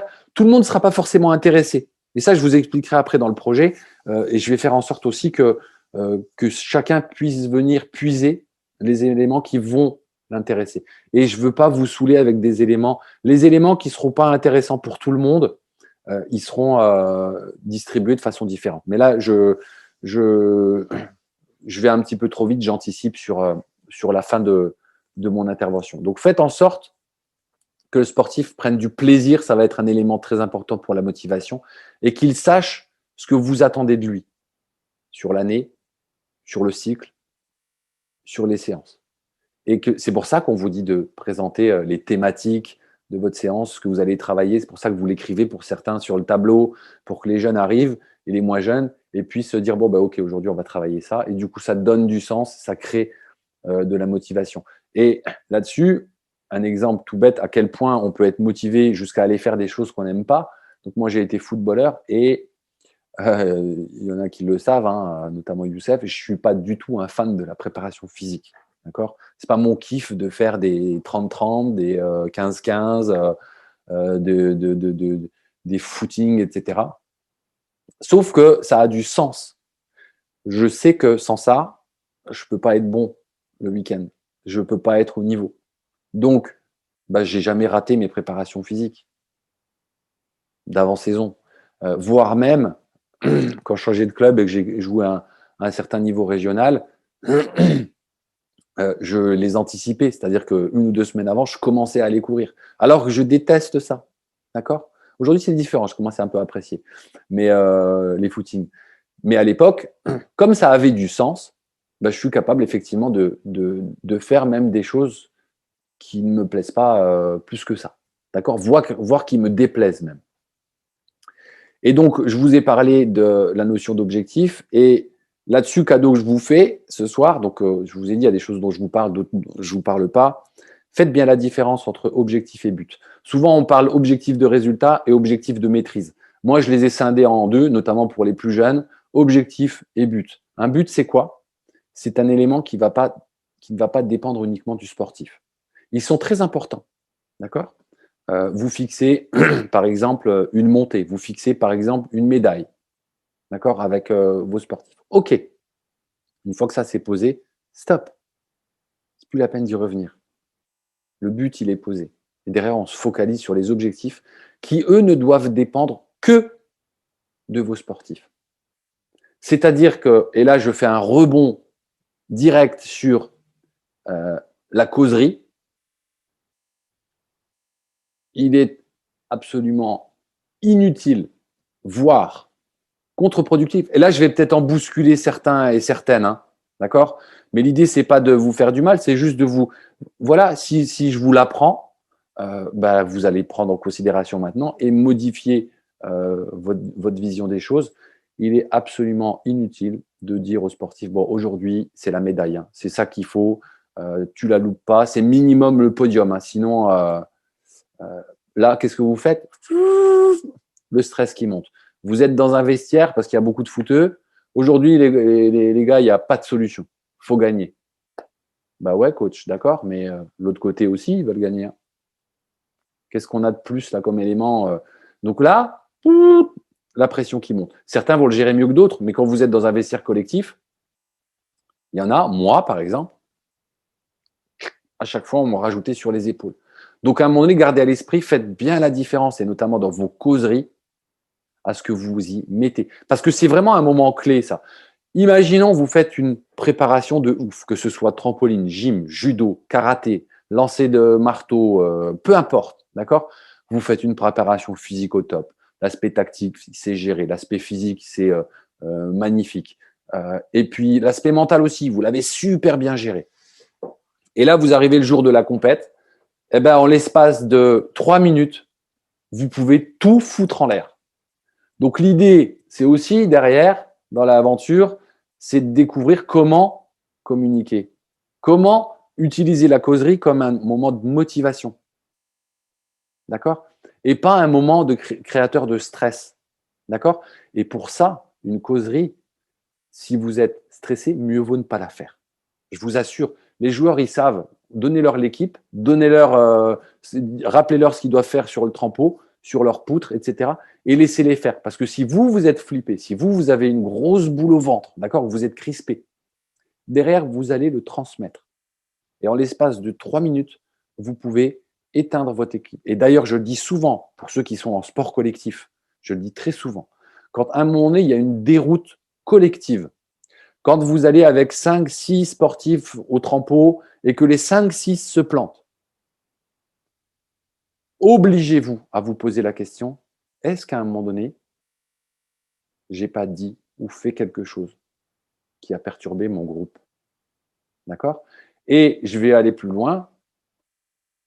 Faites en sorte de réfléchir à ce que vous allez dire. Et effectivement, il y a des choses à éviter. Hein. Là, petit cadeau, par exemple, ne parlez jamais avec le mode négatif. Par exemple, ne pas dire ce qu'il ne doit pas faire. Voilà, aujourd'hui, il ne faut pas que tu stresses. Aujourd'hui, il ne faut pas que tu aies peur. Aujourd'hui, il ne faut pas que tu montes sur le trampoline en étant tendu. D'accord? Parce que, et ça, il y en a qui l'anticipent déjà, hein, je la fais souvent, si je vous dis ne pensez pas à un éléphant rose, vous êtes tous là en train de penser à un éléphant rose. Ça veut dire que quand vous dites à un sportif, n'aie pas peur, ce n'est pas la peine d'avoir peur. Vous le mettez en contact avec sa peur. Pas de stress aujourd'hui, vous le mettez en contact avec du stress. Donc plutôt que dire n'aie pas peur, bah plutôt dit allez, on trouve le courage aujourd'hui. Va chercher le courage. Tu vas avoir besoin de courage aujourd'hui. Donc faites en sorte de surveiller vos langages et vous allez voir que on a très très souvent la facilité d'utiliser la négation. Et moi, je vois souvent aussi des sportifs qui viennent me voir qui savent beaucoup plus facilement ce qu'ils ne veulent pas que ce qu'ils veulent. D'accord? Donc, j'en ai terminé sur le point causerie et je vous ai abordé dans la notion de causerie le stress que vous pouvez générer à ce moment-là. Et rapidement, qu'est-ce que le stress? Parce que le temps passe quand même et j'ai pas envie de vous bloquer là trop longtemps. Alors, ne bougez pas, je vais aller chercher une nouvelle diapo. Et en attendant de récupérer mon nouveau schéma, je vais vous présenter, je vais vous dire ce que c'est que là, ce que c'est que le stress. En fait, le stress, c'est assez simple comme définition. C'est le ressenti que j'ai lorsque je compare ce qu'on me demande de faire et les capacités que je pense avoir. Si cet écart est énorme, le stress est fort. Plus l'écart se réduit, plus le stress se réduit également. D'accord? Et la bonne dose du stress, quand on passe à l'action, le stress disparaît. Je vous l'ai dit en début d'intervention, j'ai ce petit stress comme avant la compète, que je ne ressens plus là. Là, je suis en mode complètement détendu, je suis dans mon élément, je m'éclate, je suis chez moi, j'ai des gens qui m'écoutent. Voilà, tout va bien. Et donc, le stress, c'est l'écart entre ce qu'on me demande de faire et ce que je pense être capable de faire. Et ça, c'est très important de garder à l'esprit. C'est ce que pense le sportif. C'est-à-dire que vous pouvez le penser capable et vous avez sûrement raison. Sauf que lui, à l'instant T, il ne s'en sent pas capable. Et il y a un fort stress. Et là, il y a des outils pour derrière permettre de ramener le stress à la bonne dose. Parce que vous allez voir, je vais vous partager maintenant mon document qui va vous permettre de comprendre la relation entre la performance et le stress. Donc, si vous regardez, non, c'est pas celle-là, pardonnez-moi, hop, j'arrête le partage. Ou si, c'était la bonne, pardon. Je le reprends, donc, hop, voilà le partage. Regardez ce schéma. Donc, à gauche, vous avez le niveau de la performance. Au niveau horizontal, vous avez le niveau de stress. D'accord? Et si vous regardez, donc plus je vais à droite, plus le stress augmente. Mais regardez, si je suis complètement à gauche, c'est-à-dire qu'il n'y a pas de stress, ben, il n'y a pas de performance. Le stress augmente, la performance augmente. Donc, c'est la courbe rouge. D'accord? Et quand j'arrive à peu près là au milieu, hein, mais là, encore une fois, c'est pour comprendre, quand j'arrive à un certain niveau de stress, je suis au top de ma performance là. Lorsque je suis en haut du U inversé là, sur le haut, la partie arrondie tout en haut, je suis dans ce qu'on appelle ma zone optimale de performance, ou alors qu'on appelle aussi la zone d'activation optimale, ou encore plus simplement et en mode anglais, le flow.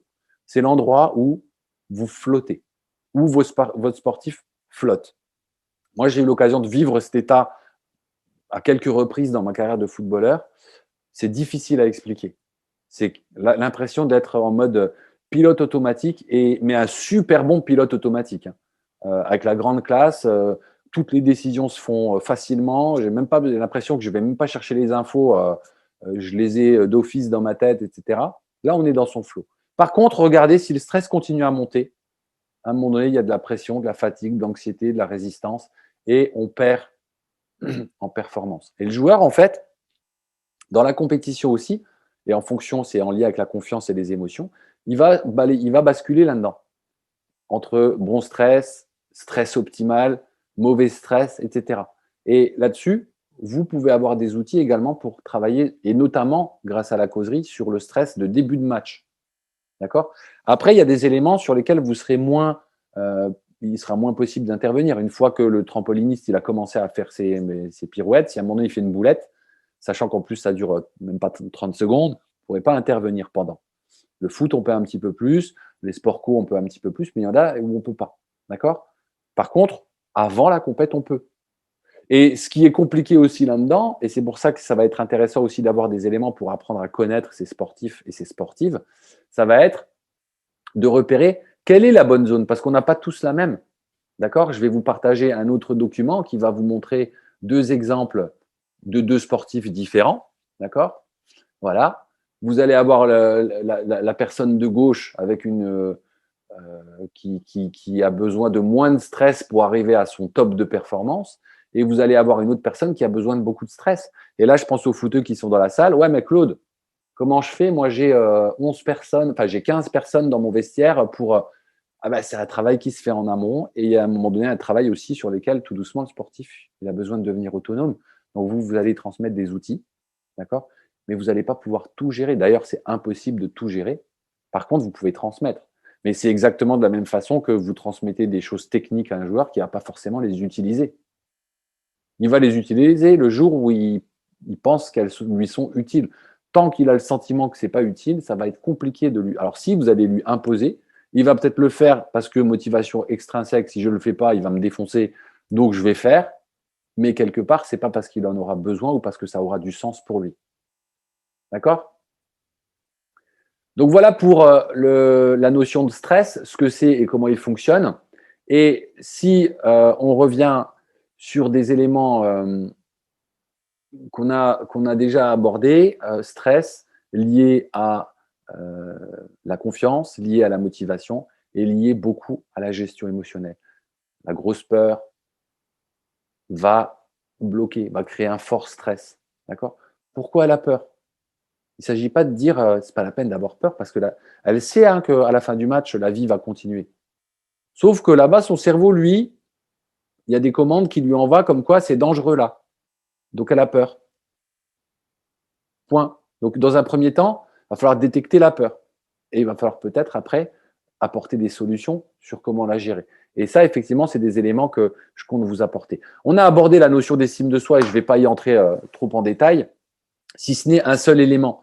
Je vous conseille en tant que personne encadrant des sportifs, surtout dans les entraînements, mais également en compétition, surtout si vous êtes sur du jeune, de la formation, de valoriser la tentative. C'est-à-dire qu'au niveau de l'estime de soi, les grosses problématiques qu'on peut avoir au niveau de l'estime de soi, c'est quand on n'a pas laissé aux jeunes la place à l'échec, la place à l'erreur. D'accord? C'est-à-dire qu'à un moment donné, il n'y a pas le choix. Il faut réussir. Point. Tu n'as pas le droit à l'échec. Voilà, le gosse qui rentre de l'école, il a eu 18 sur 20, et puis le papa qui lui dit bah, pourquoi tu n'as pas eu 20? Qu'est-ce que tu as fait comme erreur? À un moment donné, voilà, il y a quelque part, je suis jamais content. Quoi. Moi, je suis content d'amener un 18, non, c'est pas assez. Alors qu'avant, je lui amenais des 10, il n'était pas content. À un moment donné, je vais tenter une passe. Imaginons que voilà, j'ai 12 ans, je vois un intervalle juste fabuleux, je tente, mais la balle, elle n'arrive pas. Et le coach, il va m'allumer parce que il aurait préféré que je donne à côté. Sauf que là-dessus, peut-être qu'il pourrait me dire, tu as raison. L'idée là-bas, elle était très très bonne. Tu n'es pas encore en capacité de le faire, donc peut-être que tu peux utiliser l'entraînement pour ça, mais en match peut-être que pour le moment, tant que tu n'es pas en capacité de le faire, tu peux peut-être donner en retrait. Mais par contre, bravo, parce que ce que tu as vu là, tout le monde ne le voit pas. Parce que gardez à l'esprit hein, qu'un footballeur, il va y avoir celui qui voit super bien, mais qui techniquement n'est pas encore capable de la mettre là où il faut. Et il y a celui qui voit pas, mais qui va courir vite, qui va dribbler plus facilement, etc. Et très souvent, on a tendance à mettre en valeur ces joueurs-là. Alors, je ne dis pas qu'il ne faut pas le faire, c'est bien. Par contre, à un moment donné, il va être aussi important de se rendre compte que, notamment les jeunes, ils sont en cours de formation. Mais là, je vais arrêter parce que je suis en train de parler beaucoup foot et j'ai peur un petit peu d'agacer nos quelques amis hors football. Là. Toutes mes excuses. Donc, arrêtez de faire un focus sur l'erreur et de la réprimander systématiquement et faites en sorte de la valoriser. Parce qu'à un moment donné, et moi j'utilise souvent ça avec des sportifs qui n'acceptent pas l'erreur. Je leur dis souvent, tu connais Michael Jordan? Oui, hein, c'est une légende du basket. J'ai encore rencontré personne qui ne le connaît pas. Et là, je leur dis, est-ce que tu sais que niveau stats, je suis meilleur que lui au lancer franc? Il me regarde comme ça. Comment ça? Je dis, bah ouais. Lui, je crois qu'il a 10 ou 12% d'échecs. Moi, j'ai 0% d'échecs au lancer franc. Bah ouais, mais comment ça se fait? Je dis, bah, j'en ai jamais fait des lancers francs. Donc, j'en ai jamais raté. Et Michael Jordan lui-même lui dit, pour réussir, faut rater d'abord. Sauf que si vous défoncez à chaque fois qu'il y a une erreur, bah derrière, je ne vais pas prendre de risque, moi. Pas envie de me faire défoncer. Donc, je ne vais pas aller faire des essais sur des choses que j'arrive pas parce que tant que j'arrive pas, je me fais allumer. Donc, à un moment donné, effectivement, redonner de la valeur à l'erreur et redonner de la valeur à la tentative. D'accord? Je vous avais parlé de la gestion émotionnelle, du lien très fort avec le stress, le côté puissant de la respiration et notamment avec les types de respiration. Vous allez avoir une respiration pour se calmer, celle où vous prolongez l'expiration. Vous allez avoir une respiration qui dynamise, où vous allez là vous allez à l'inverse prolonger l'inspiration et réduire l'expiration. Donc ça c'est pour des infos, mais après il y a plein de façons d'apprendre à respirer en fonction des situations. Et là-dessus, dans le projet, je vous proposerai d'aller plus loin dans les techniques de respiration et même de les automatiser. C'est-à-dire qu'à un moment donné, vous allez avoir des outils ou que là, je vous transmettrai moi déjà enregistrés pour les faire écouter à vos sportifs pour qu'à un moment donné, cette gestion, quand il manque d'énergie, ils vont mettre en place une respiration sans s'en rendre compte, sur le terrain même. Pendant la compète, il y a besoin d'énergie, ils ne vont même pas se rendre compte, ils vont aller faire les respirations qu'il faut. Ils ont besoin de calme, sans se rendre compte, ils vont aller travailler sur le calme eux-mêmes parce que vous aurez pu automatiser tout ça. Je ne sais pas si vous pourrez les utiliser en fonction des situations, mais en tout cas, vous aurez des outils pour le faire. Je vais en venir au projet, mais d'abord, je tiens à vous donner la parole si vous voulez poser une question par rapport à ce que je vous ai, tout ce dont je vous ai raconté. Alors, je viens en mode galerie, juste pour voir s'il y a des questions avec éventuellement des mains qui se lèvent. Donc, je ne vois pas de mains qui se lèvent et je vais donc proposer. Oui, vas-y Nadir. Vas-y, ouvre ton micro. Ouais, tu m'entends? Ouais. Tout à l'heure, tu parlais de la gestion des émotions, de les accepter, etc. Mais il y a surtout un facteur sur lequel on ne peut pas jouer, c'est l'éducation de base. L'éducation que la personne elle reçoit de sa famille, de ses parents, qui fait qu'à un moment donné, elle accepte de gérer ses émotions de telle ou d'une telle manière. Ouais. Il y a des familles où il y a beaucoup de tabous, où on laisse peu de place, entre guillemets, à l'expression, à la créativité et à l'acceptation de ce qu'on ressent, et d'autres où c'est totalement le contraire. Ouais. Ça, c'est un facteur sur lequel nous, entre guillemets, quel que soit le sportif qu'on va voir, quand on le récupère, son caractère à 95%, il est fait, il est façonné. Ses réactions, on va devoir les subir et essayer de les modifier alors qu'on n'est pas dans son cadre. Ouais. Alors là-dessus, merci Nadir, la question elle est intéressante. En effet, il y a des éléments qu'il va falloir accepter dans un premier temps. D'accord? Maintenant, tu as dit que son caractère il est forgé à 80-90%. Là, je te rejoins pas. C'est-à-dire que dans ce cas-là, moi, je serais encore un gros gueulard et je pense que j'ai beaucoup évolué depuis que je suis jeune. Donc, voilà, la personne que j'étais à 18 ans, qui en plus, j'étais quelqu'un un petit peu d'introverti, et à 17-18 ans, j'ai compris qu'en fait, dans une équipe, les copains, on se défendait quand il y avait un problème. Du coup, j'étais celui qui, sur le terrain, donc tout seul dans la rue, pas bagarreur du tout, mais sur le terrain, je devenais un petit peu bagarreur parce que je savais que les copains y m'aidaient. Donc là-dessus, derrière, toi, ton rôle en tant qu'éducateur, là, dans le foot, on parle d'éducateur. À un moment donné, c'est d'apporter les éléments. Derrière, c'est exactement de la même façon. Si tu apprends un geste à ton sportif et que derrière, il ne l'utilise pas, c'est exactement la même chose. Toi, ton rôle en tant que sur l'aspect éducationnel, tu vas apporter des éléments qui vont lui permettre d'évoluer. Peut-être que ça servira à rien sur le coup, mais tu plantes des graines en fait. Et moi, j'ai retrouvé un petit gamin que j'accompagnais, que j'avais en U11 à Famec, qui revient aujourd'hui, qui a arrêté le foot, il avait 14 ou 15 ans, parce qu'à un moment donné, bah voilà, il n'avait pas forcément les comportements qu'il fallait, etc. Et puis comme il se faisait un petit peu trop reprendre à l'ordre, bah, à un moment donné, il a fini par abandonner. Sauf que c'est un type qu'aujourd'hui, je rencontre qui a 18, 19, voire 20 ans, et qui me dit ouah, si seulement j'avais pu. Mais ça veut dire que les éléments qu'il a eus à l'époque, il les a utilisés pour l'adulte qu'il est aujourd'hui. Donc après, voilà, des miracles, effectivement, t'en feras pas. Mais par contre, il y a des gens là-dessus où je vais aller sur un autre axe. Il y a des gens qui sont dans des familles où on n'en parle pas forcément, mais où les choses sont posées, et tu vas pouvoir leur amener vraiment une plus-value à cela, parce que tu vas leur amener vraiment quelque chose d'utile et d'efficace, et qui va. Mais alors, bien évidemment, après, il faut que toi, tu sois aussi au clair avec ça. Parce que là-dessus, je vous donne un vif conseil, c'est-à-dire que tous les éléments que je vous envoie, s'il y a des éléments avec lesquels vous n'êtes pas en phase, surtout ne les utilisez pas avec vos joueurs, parce que derrière, ils ne vont pas fonctionner, et vous allez venir dire à Claude, oh, Claude, tes trucs, ils ne marchent pas. Non. La préparation mentale, s'il y a vraiment un truc hyper important, et ça, moi, là-dessus, j'interviens jamais sur un sportif, sur la demande d'un coach ou d'un club, sans que le sportif soit d'accord. Parce que ça sera complètement inefficace.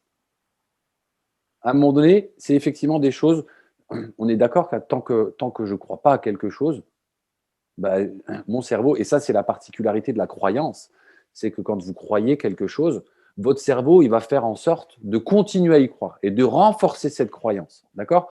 Je pense que je vais choquer personne. Si j'avais grandi dans une famille facho, il y a de fortes chances que je sorte avec au moins dans mon adolescence des idées un petit peu facho. Derrière, je vais aller me confronter au monde et peut-être que je vais faire la part des choses. Mais c'est exactement ce que tu dis là, Nadir. C'est-à-dire qu'à un moment donné, toi, tu apportes des éléments qui vont pouvoir après au gamin de ah ben effectivement, à l'époque, je voulais rien entendre là-dessus, mais effectivement, je me rappelle, Nadir, il m'avait apporté ça. Et aujourd'hui, je me rends compte qu'il avait complètement raison. Et là, je vais vous donner l'exemple de ma fille, d'accord, qui, quand elle avait 14-15 ans, donc moi, sophrologue, praticien en hypnose, coach mental, etc. Elle avait des soucis de stress. Et je dis, bah écoute, moi, je ne peux pas t'accompagner, mais j'ai un pote, il est sophrologue, on va aller le voir. Et elle a fait une séance, elle m'a dit, écoute, papa, laisse tomber. On arrête ça tout de suite. C'est pas mon truc, j'arrive pas. Le mec, il m'a fait monter dans une montagne avec un sac. J'ai sorti des cailloux, c'était ma colère. Il fallait que je sorte les cailloux, je les jette de la montagne. Ouais, j'ai l'impression d'être ridicule quand je fais ça. J'ai dit stop, j'ai pas insisté. Et figurez-vous qu'aujourd'hui, eh ben, elle médite, ma princesse. Elle fait de la méditation par rapport à parce elle a des besoins de par son travail, etc. Donc à un moment donné, les outils que vous aurez, vous allez les transmettre. Il y en a qui vont les prendre tout de suite. Hein, quand je vais sur les filles au FCMS, j'ai une séance par semaine où je faisais dans un premier temps de la sophrologie en collectif. Il y a des filles, je vois très bien qu'elles n'accrochent pas. Et j'en ai eu une en individuel qui faisait partie de celles que je sentais pas accrocher. Je lui ai demandé quoi hier. Elle me dit ah ouais non franchement, 25 minutes sans bouger là, je deviens folle. Bah ouais mais c'est donc des difficultés à lâcher prise. Bah, ces gens-là, il faut leur laisser peut-être du temps. D'autres questions, Nadir? Ça va? Je réponds à ta question. Ouais, non, c'est bien, t'as répondu. Parce qu'après, oui, c'est bien répondu. De toute façon, on a toujours le facteur de l'inconnu qui fait Ouais. qu'on maîtrise, entre guillemets, que ce qui se passe chez nous, quoi. Oui. Que ce qui se passe autour, on est tributaire de ce qui arrive autour. C'est la même chose à l'école, Nadir. Oui, c'est pareil. Hein. Donc, exactement la même. Voilà, c'est pareil. C'est la vie. Ouais. Alors, du coup, je vais vous parler du projet maintenant. Là, je vous ai apporté un certain nombre d'éléments sur la préparation mentale, comment elle fonctionne, ce que c'est concrètement, sans rentrer bien évidemment dans le détail parce que Encore une fois, je n'ai pas envie que ce soit trop lourd. Mais par contre, je vais prendre un petit peu de temps pour vous présenter un petit peu le contenu et en tout cas l'idée du projet. Parce qu'encore une fois, l'idée, ce n'est pas que vous deveniez préparateurs mentaux. L'idée, c'est d'acquérir un certain nombre de connaissances théoriques provenant des neurosciences sur le fonctionnement du cerveau, sur le fonctionnement de l'être humain, qui vont vous permettre de comprendre certaines choses et de comprendre certains exercices. D'accord? Parce que, comme je le dis souvent, comprendre, le chemin, il est déjà à moitié fait. C'est pour ça que les objectifs sont importants dans vos séances, parce qu'un sportif, à un moment donné, s'il comprend là où vous voulez l'amener et qu'il trouve du sens à ce que vous posez, eh ben, il va s'investir plus facilement. Donc, vous, il y aura bien évidemment de la théorie et il y aura également de la pratique. Il y aura des outils que je vous apporterai, certains qui sont plus ou moins assez simples d'utilisation, d'autres qui sont un peu plus complexes, mais là aussi, je prévois des adaptations possibles en fonction de vos besoins. Et l'idée, c'est vraiment de répondre à vos besoins ici. Parce que moi, j'ai une trame, j'ai un contenu, d'accord? Et là-dessus, ce que je compte faire, c'est un groupe, d'accord? Sur lequel il peut y avoir des échanges, comme je viens de le faire avec Nadir, mais en espérant que ce soit plus interactif, parce que, par exemple, des gens du trampoline peuvent trouver intéressant des éléments qui proviennent du sport, une certaine vision des choses, et vice-versa, d'accord? Donc, la notion de groupe, elle m'importe énormément là-dedans. Et dans l'esprit, c'est un projet sur 10 séances. 10 séances d'1h30 à 2 heures. Et quand je dis 10 séances, ça peut être 11, ça peut être 12, ça ne sera pas 9, d'accord? Mais ça peut être, si vous voulez, pourquoi? Parce que dans 10 séances, je transmets le contenu, c'est sûr. Mais si à un moment donné, il y a beaucoup d'interactions, je ne vais pas vous dire, bon, stop, là, on arrête sur les interactions parce que j'ai un programme à suivre. Je n'ai pas envie de rentrer dans ce truc-là. J'ai envie que ce soit un endroit où on se sent bien, où on est content de venir, on est content de se retrouver et on est content d'échanger autour de la notion du sport et de la notion du mental. Donc, 10 séances d'à peu près 1h30, 2 heures. Il y en a qui vont me dire, ouais, mais Claude, regarde, je pense, coucou Denis, je n'ai pas pu venir avant, etc. Je les enregistre. D'accord? Ça, c'est enregistré. J'ai dans les personnes qui se sont inscrites au webinaire des gens qui ne pouvaient pas être présents. Je vais leur envoyer l'enregistrement. Donc, du coup, à un moment donné, il y aura la possibilité soit de rejoindre le groupe en cours et puis de rattraper le début, histoire de rester à la page. Donc, du coup, tout sera enregistré et je vous enverrai les liens par mail. Et la grande idée, c'est de donner corps à tout ce que je viens de vous raconter. Tous les éléments qu'on a abordés, motivation, confiance, estime de soi, gestion des émotions, énergie. Alors certains éléments plus que d'autres, parce que la notion d'énergie, certes, il y aura quelques outils à utiliser, mais elle va même pas prendre une séance, d'accord? Ça va aller assez vite. Par contre, la notion de gestion émotionnelle, la notion d'estime de soi, ça va être des éléments qui sont hyper intéressants. La notion de motivation, vous êtes vraiment des personnes qui êtes gestion émotionnelle, motivation, et du coup, la confiance, et également au niveau de l'estime de soi.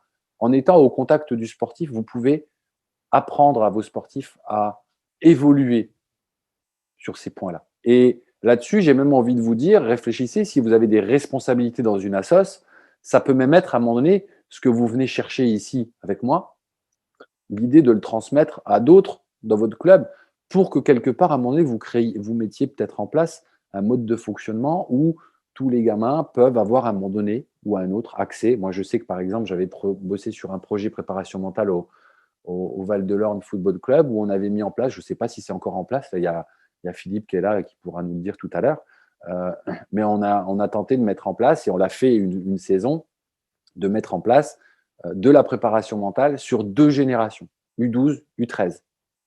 Faire en sorte que tous les gamins qui viennent d'en dessous aient à un moment donné accès à 2 années sur lesquelles ils vont bosser l'aspect mental.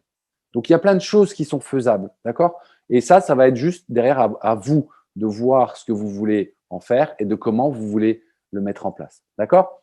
Alors, l'idée, comme je vous le disais, c'est de donner corps à tout ça, mais de façon relaxe, d'accord? Dans une bonne ambiance, avec de la bienveillance, du respect, où tout le monde a la parole, chacun respecte les difficultés de l'autre, le questionnement de l'autre. Et quand je vous dis que c'est en mode relax, ça va être aussi, je ne vais pas vous dire, voilà, une séance toutes les semaines. Alors, certes, par exemple, pour mettre un petit peu de compréhension là-dedans. La première séance, il va y avoir le temps que tout le monde se présente, etc. Il ne va pas y avoir énormément de contenu. Donc, la deuxième séance, elle sera la semaine suivante. Par contre, s'il y a une séance à un moment donné où il y a beaucoup de contenu, où il y a, par exemple, parmi vous, des gens qui se disent, bon, tiens, c'est pas mal comme idée là, j'ai envie de la mettre en place, j'ai envie de tester. Et qu'à un moment donné, il y a peut-être besoin de 2 semaines. Eh ben, hop, on prend 2 semaines et on cale un rendez-vous en 2 semaines après. Alors, bien évidemment, ça sera moi qui sera décisionnaire là-dessus, d'accord, en fonction des besoins. Mais en tout cas, dans l'esprit, 10 séances d'1h30, 2 heures, 10-12 séances max, mais 10 minimum. Et avec de l'interaction et avec du groupe. D'accord? Qu'est-ce qui m'intéresse? Je vous ai parlé du sportif beaucoup. Je vous ai fait quelques petites remarques sur ça serait bien que vous appliquiez toutes ces notions sur vous. Ben, il y aura justement un travail aussi là-dessus. Je vais vous envoyer un certain nombre d'outils pour que vous travailliez sur vous, pour que vous vous connaissiez mieux. D'accord? Je sais que parmi vous, il y en a qui disent, je me connais bien. On ne se connaît jamais assez. D'accord? Et là-dessus, moi, j'ai découvert, il n'y a pas très longtemps que ça, que j'avais un gros problème de relation à l'argent. Hein, je ne vais pas rentrer dans le détail, mais du coup, à partir du moment où je le découvre, je peux le travailler, je peux évoluer dessus. OK? Donc là-dessus, des éléments pour vous permettre de mieux vous connaître, mais du coup, qui seront ensuite des éléments que vous pourrez utiliser avec vos sportifs pour mieux les connaître, mieux connaître leur mode de fonctionnement et mieux pouvoir interagir avec eux et intervenir en fonction de leurs besoins. D'accord? Donc, vous allez apprendre à mieux aussi gérer vos émotions, vous allez apprendre à mieux comprendre vos modes de fonctionnement, donc, et à mieux gérer votre mental. Et si vous gérez déjà bien votre mental, c'est déjà aussi une partie du travail qui est fait. Parce que si vous gérez mieux votre mental, vous allez permettre des avancées. Parce que, par exemple, si à un moment donné, quelque chose a résonné chez vous en vous disant « Ouais, c'est vrai que j'ai quand même tendance à montrer du doigt souvent de manière négative lorsque le gamin fait une erreur. » Et que vous allez faire une modification chez vous là-dessus, vous allez rectifier le tir, ben c'est votre sportif qui va en bénéficier derrière. Peut-être la première fois, ça va le surprendre, mais derrière, une fois que l'habitude sera en place, eh ben, il va tenter plus de choses. Parce que si je sais que quand je tente, ben, je ne me fais pas engueuler, ben, c'est plus facile de tenter. Or, un sportif, il a besoin de tenter. Alors certes, de façon différente dans les sports, mais il a besoin de tenter, ne serait-ce qu'à l'entraînement, pour apprendre des nouvelles figures, des choses qu'il ne sait pas encore faire. Si à un moment donné, il tente et il sait qu'il va se faire allumer, il y a la peur qui va se mettre en place. Et la motivation peut-être extrinsèque. Et derrière, quelles seront les conséquences le jour de la compétition? Pas sûr que tout soit complètement au clair. Et donc, l'idée encore, c'est de vous mettre à l'aise avec tous ces éléments et qui deviendront quelque part un langage simple pour vous. Hein, peut-être que pour certaines personnes, il y a certains éléments qui vous paraissent un petit peu… voilà, je vais aborder des notions, je vous ai parlé des cas de cerveau, je vais vous parler de la théorie polyvagale, je vais vous parler de neuroplasticité neuronale, mais qui sont en fait des gros mots qui font peur, mais qui sont très simples et qui sont juste… c'est juste extraordinaire de savoir que ça existe. Voilà, moi j'ai cru pendant longtemps que… Et je suis passé par médecine pourtant, hein, c'est en médecine qu'on nous a dit ça. Donc à l'époque, je croyais que le cerveau, arrivé à l'âge adulte, avait toutes ses neurones et que derrière, il y avait une dégradation. Voilà, il y a juste les neurones qui disparaissaient. Or, aujourd'hui, c'est complètement faux. Certes, il y a plus de neurones qui meurent que de neurones qui sont créés. Mais la construction neuronale continue. Et c'est hyper… Heureusement, j'ai envie de dire, sinon je ne pourrais pas être préparateur mental. Et on s'appuie sur cette plasticité neuronale. Je vous donnerai des éléments, bien évidemment, là-dessus, sans rentrer. Je vais vulgariser tout ça et vous allez voir que ça va être juste fabuleux pour vous de découvrir tout ça. Donc, mieux comprendre les réactions de vos sportifs, mieux les comprendre, mieux les accepter, mieux les gérer aussi. D'accord? Une meilleure gestion, donc, du coup, de manière globale de votre style de management, parce que comprendre vos sportifs, c'est déjà progresser et c'est les faire progresser. Mon idée, c'est aussi de vous accompagner là-dedans, parce qu'il y en a dans leur sport, je vais pas pouvoir, vous allez peut-être pas pouvoir, comme disait Nadir, ouais, là, ok, dans mon sport, ça va être difficile. Bah ouais, peut-être. Bon, donc du coup, je vais peut-être être là plus présent pour guider, expliquer qu'est-ce que tu peux faire pour t'approcher un petit peu de ça, Dans d'autres sports, ça sera plus simple. Et puis peut-être qu'il va y avoir autre chose. L'intervention pendant la compétition, c'est impossible en trampoline. Donc, à un moment donné, comment je gère à un moment donné la situation puisque je ne peux pas intervenir pendant. Et là, moi, mon rôle, ça va être de vous accompagner. Je vous donne des outils, je vous donne des éléments et derrière, je vous aide à comment les utiliser. Et il se peut qu'à un moment donné, je vous dise, ouais, bah, ça, dans ton sport, c'est pas possible. Dans ta fonction, c'est peut-être pas possible. Hein, si maintenant, j'ai par exemple Dorian qui me parle qu'il doit s'occuper, tu me racontais que tu devais t'occuper d'un joueur un petit peu plus en individuel, je ne sais pas trop la raison, mais imaginons que tu me dises, bah, moi Claude, là-dessus avec lui, je veux être le préparateur mental. Et comme je l'expliquais tout à l'heure, que tu es son entraîneur en même temps de foot et que peut-être tu ne le convoques pas le week-end, le jour où il n'est pas convoqué ou s'il est remplaçant, je te garantis que la séance suivante de préparation mentale, elle risque de pas être terrible. Donc là-dessus, encore une fois, l'idée, c'est de vous accompagner avec les éléments que je vous amène et que vous puissiez vous les approprier et réfléchir à comment les mettre en place à l'intérieur de votre mode de fonctionnement et de votre structure éventuellement si vous voulez intégrer ça à l'association. Donc l'idée, c'est pas de vous noyer dans du contenu, d'accord, et de vous laisser vous débrouiller avec. L'idée, c'est plutôt de vous accompagner dans une intégration progressive aussi, d'accord. Parce que si je vous fais voilà, 10 heures d'intervention tous les jours, on se retrouve 1h30 ou 2 heures, et puis derrière, je suis sûr et certain que dans 2 mois, tout sera oublié. L'idée de mettre ça sur une certaine période, c'est aussi, ben voilà, prenez. Moi, j'adore la technique des petits pas.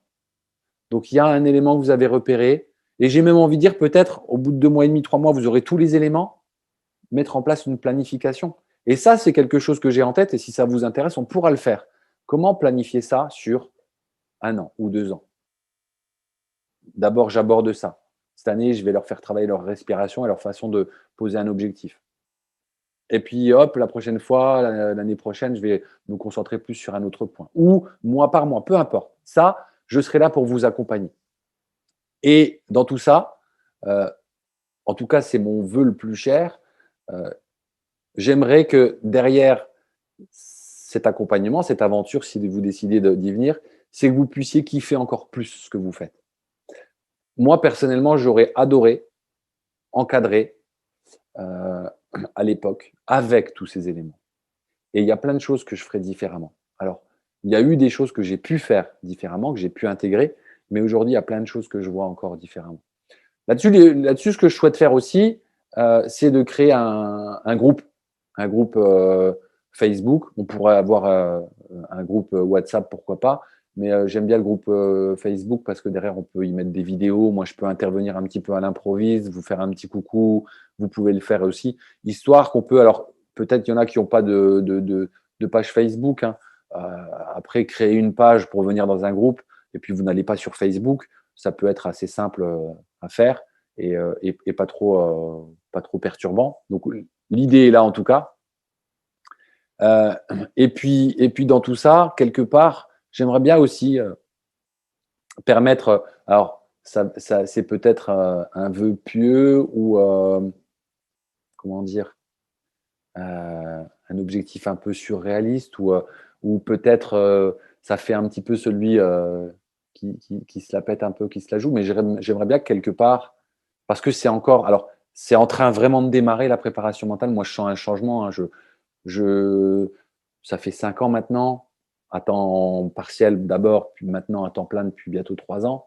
Il y a vraiment un décollage là maintenant. Je le sens, il y a vraiment de la demande et ben, j'aimerais bien que vous soyez quelque part des précurseurs et même des précurseurs pour vos assos dans lesquels vous bossez parce que quelque part, ça va être un élément sur lequel on va pouvoir s'appuyer et c'est quelque chose sur lequel vous allez même pouvoir communiquer derrière pour faire rayonner votre façon d'encadrer, votre compétence en domaine de coach, mais également derrière peut-être si vous êtes responsable de technique dans vos clubs, de faire rayonner aussi votre association si vous décidez de mettre en place ce genre de choses de manière plus vaste dans vos clubs. D'accord?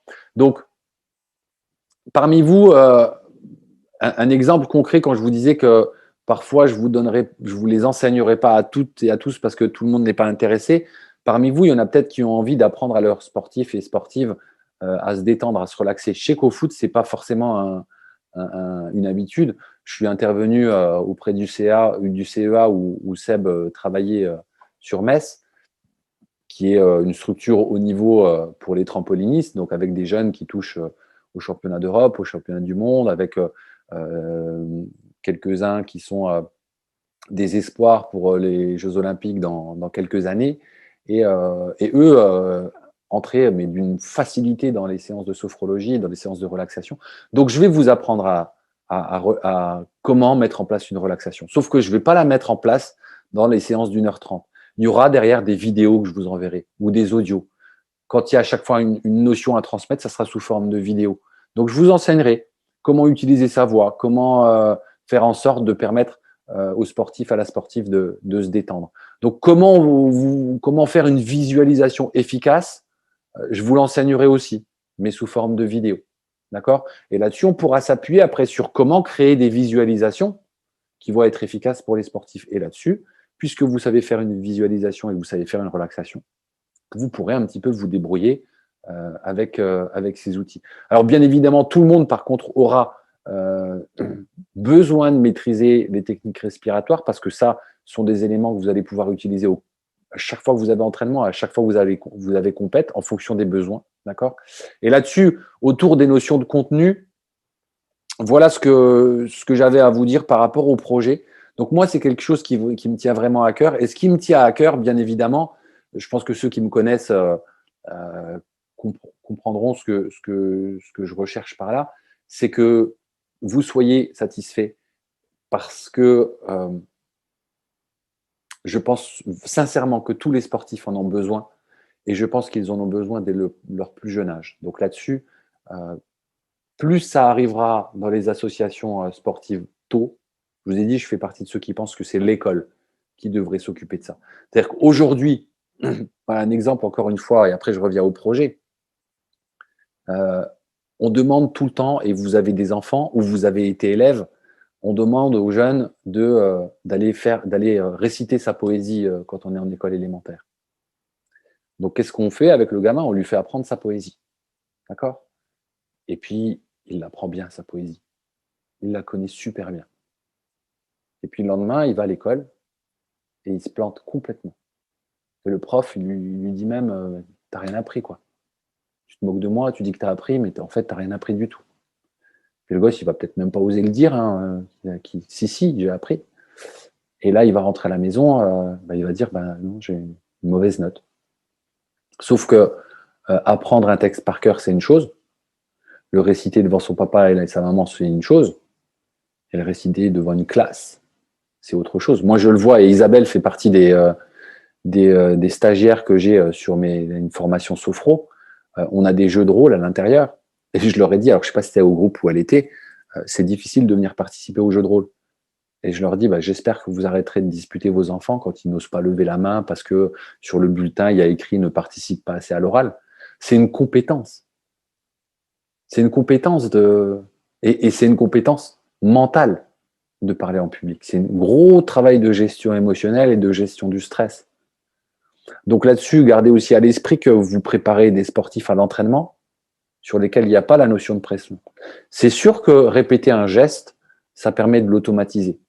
Mais à un moment donné, il faut être aussi capable de le répéter sous pression.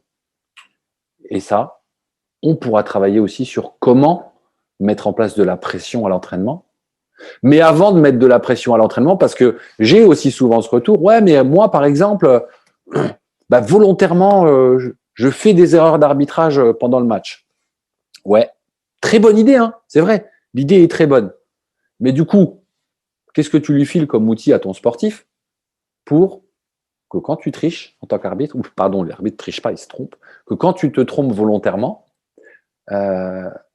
qu'il soit capable de gérer ce moment-là. Qu'est-ce que tu lui files comme outil? Pour l'instant, rien.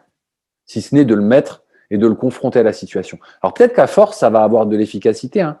Mais par contre, si derrière, il a des outils de respiration, que vous l'avez prévenu, que voilà, aujourd'hui, je vais volontairement travailler là-dessus. Et le travail, c'est aujourd'hui la gestion émotionnelle. Je m'en fous que vous ratiez des choses. Je veux que même quand vous ratez l'aspect émotionnel, vous ne soyez pas énervé. Et pour ça, ne pas être énervé, c'est… Alors, je vous ai dit, j'ai utilisé la négation. Ne pas être énervé, c'est garder son calme. Garder son calme, il y a une respiration qui va avec. Elle a été automatisée parce que vous avez appris à le faire. D'accord? Alors, ce contenu-là, de 10 séances, de 1h30, 2 heures, sur le principe, je l'ai tarifé à 291 €, l'accompagnement. D'accord? Là-dessus, toutes les personnes qui sont inscrites sur le webinaire, je fais une ristourne et je le pose à 259 € les 10 séances ou plus, encore une fois. Moi, mon rôle, c'est de transmettre le contenu. Si au bout de 10 séances, ce n'est pas fait, imaginons, mais ce ne sera pas le cas, mais imaginons qu'il en faut 15, j'en ferai 15. D'accord? Mon contenu, il va passer et en fonction de vos besoins, on prendra notre temps. D'accord? Donc 259 €. En bonus, dans cette formation, j'ai un accompagnement complet en sophrologie sur la confiance en soi. D'accord? Vous allez avoir accès à ces 10 séances. Ces 10 séances, ces séances de sophro, elles sont composées de 2 éléments. Une vidéo qui explique les exercices et ensuite un audio à écouter. Et dans ces 10 séances, vous pouvez les utiliser pour vous, mais derrière, vous pouvez les utiliser avec vos gamins. Vos gamins, vos moins gamins, vos plus grands, vos adultes. C'est vrai que je parle beaucoup des jeunes, mais vous avez peut-être des adultes à gérer. Et ça peut être utilisé comme ça. Et votre rôle à vous, ça sera de visionner la vidéo, de comprendre les exercices et derrière de faire en même temps que vos sportifs lorsque vous mettez l'audio dans une salle. Donc, un jour, on pourra, j'espère, retourner dans des salles ensemble. Et du coup, vous avez juste à mettre l'audio et derrière, vous leur aurez expliqué les exercices et ils se font accompagner via ma voix. D'accord? Donc, 10 séances de sophrologie sur la thématique de la confiance avec des notions de prise de recul, des notions de recentrage, des notions d'activation d'énergie, bien évidemment de confiance en soi, etc. Donc, ça, c'est en bonus. Donc, comment je vais fonctionner? Je ne vais pas être du genre à vous dire, bon, les cocos, c'est ce soir jusqu'à minuit le tarif. Peut-être à tort, on verra après. J'ai envie de vous garder en mode zen par rapport à ça. D'accord? Donc, pas de stress. D'ici 2-3 jours, je vous envoie un mail avec la possibilité de vous inscrire à la formation à ce tarif-là. D'accord? Je donnerai un délai parce que une fois, 2-3 jours, je ne sais pas trop, je bloquerai et je passerai au tarif normal de 291 €. Parce que derrière, je prendrai un petit peu de temps pour communiquer encore dessus, histoire d'avoir un groupe suffisant. Je vous le dis d'avance, si j'ai 2 personnes, je vais réfléchir un petit peu, d'accord? Parce que 2 personnes à 291 € sur un accompagnement, voilà, moi, il faut que je rentre aussi dans mon argent, c'est mon métier, d'accord? Et j'ai pas peur de parler d'argent aujourd'hui. Bref. Donc là-dessus, l'idée, c'est de créer un groupe, allez, à partir de 5-6, moi, je démarre. Et si on arrive à être 10, 15, mais 20 grand maximum, parce que on sait bien quand il y a 20 personnes, tout le monde ne vient pas sur les rendez-vous en direct. Je m'arrêterai à 20 max, d'accord?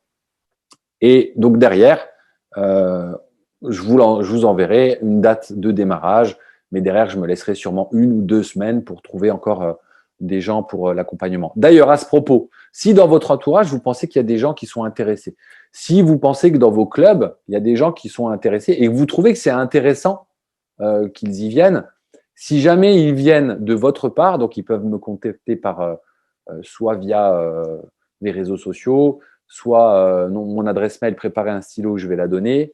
Ils me contactent en me disant, voilà, j'ai eu une info de la part de un tel, je voudrais bien m'inscrire à la formation au tarif préférentiel. Et ils auront droit au tarif préférentiel, bien évidemment, jusqu'à la fermeture de celui-là. D'accord? Là-dessus, vous, si vous inscrivez après la date, bah, c'est après la date, hein, pas de négociation possible de ce côté-là. Et bien évidemment, si vous m'amenez du monde, j'aurai pour vous un geste commercial, mais sur lequel je n'ai pas encore réfléchi. Et dernier point, bonus, et ça sera que vous preniez la formation ou pas. Je suis en train de travailler sur un e-book sur notamment le niveau d'activation. Vous vous souvenez comment il arrive le sportif le jour de la compétition? Est-ce que son stress il est suffisant ou est-ce qu'il n'est pas assez? Je suis en train de préparer quelques éléments comme ça, un e-book sur lequel vous allez pouvoir déjà vous appuyer. Donc ça, même les personnes, donc vous l'aurez bien évidemment ceux qui s'inscrivent, mais même les personnes qui ne s'inscrivent pas, j'ai vos mails qui sont enregistrés, je vous enverrai ça dès que possible. Voilà, alors ce que je vais faire là maintenant, c'est que je vais revenir en mode galerie, hop, histoire de voir vos têtes. Il est 21h23. Bon, j'ai été un petit peu plus long que prévu, quoi qu'on avait commencé en retard.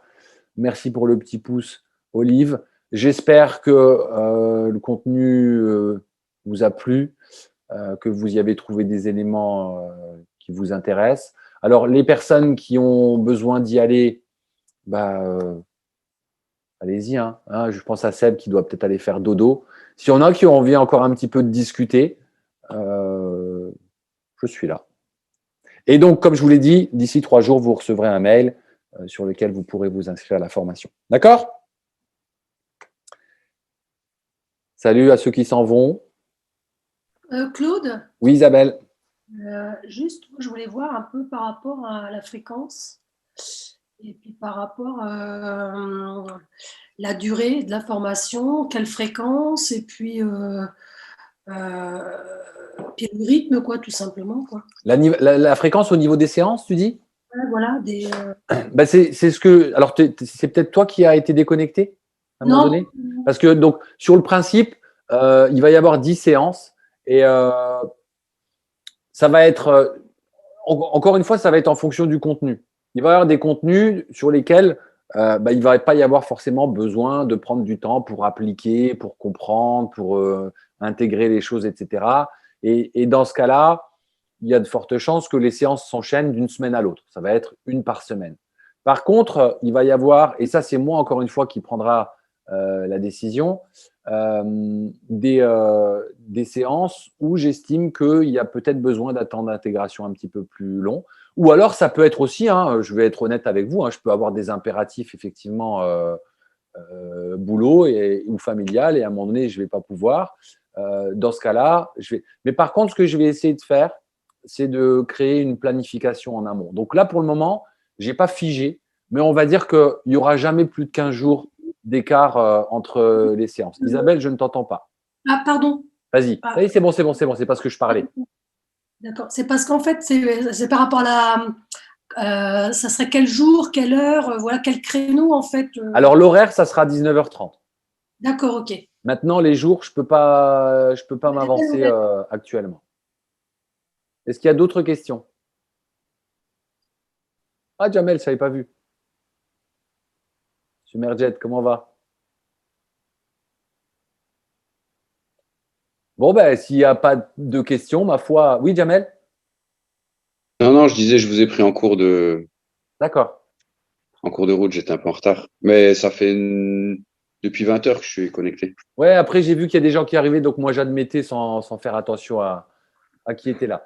Eh bien, écoutez, s'il n'y a pas de questions, je vous propose d'aller rejoindre vos petites fans, vos enfants, votre chat, votre chien, votre café, votre thé, votre cigarette, je ne sais pas trop. Et puis, moi, je vais en faire de même.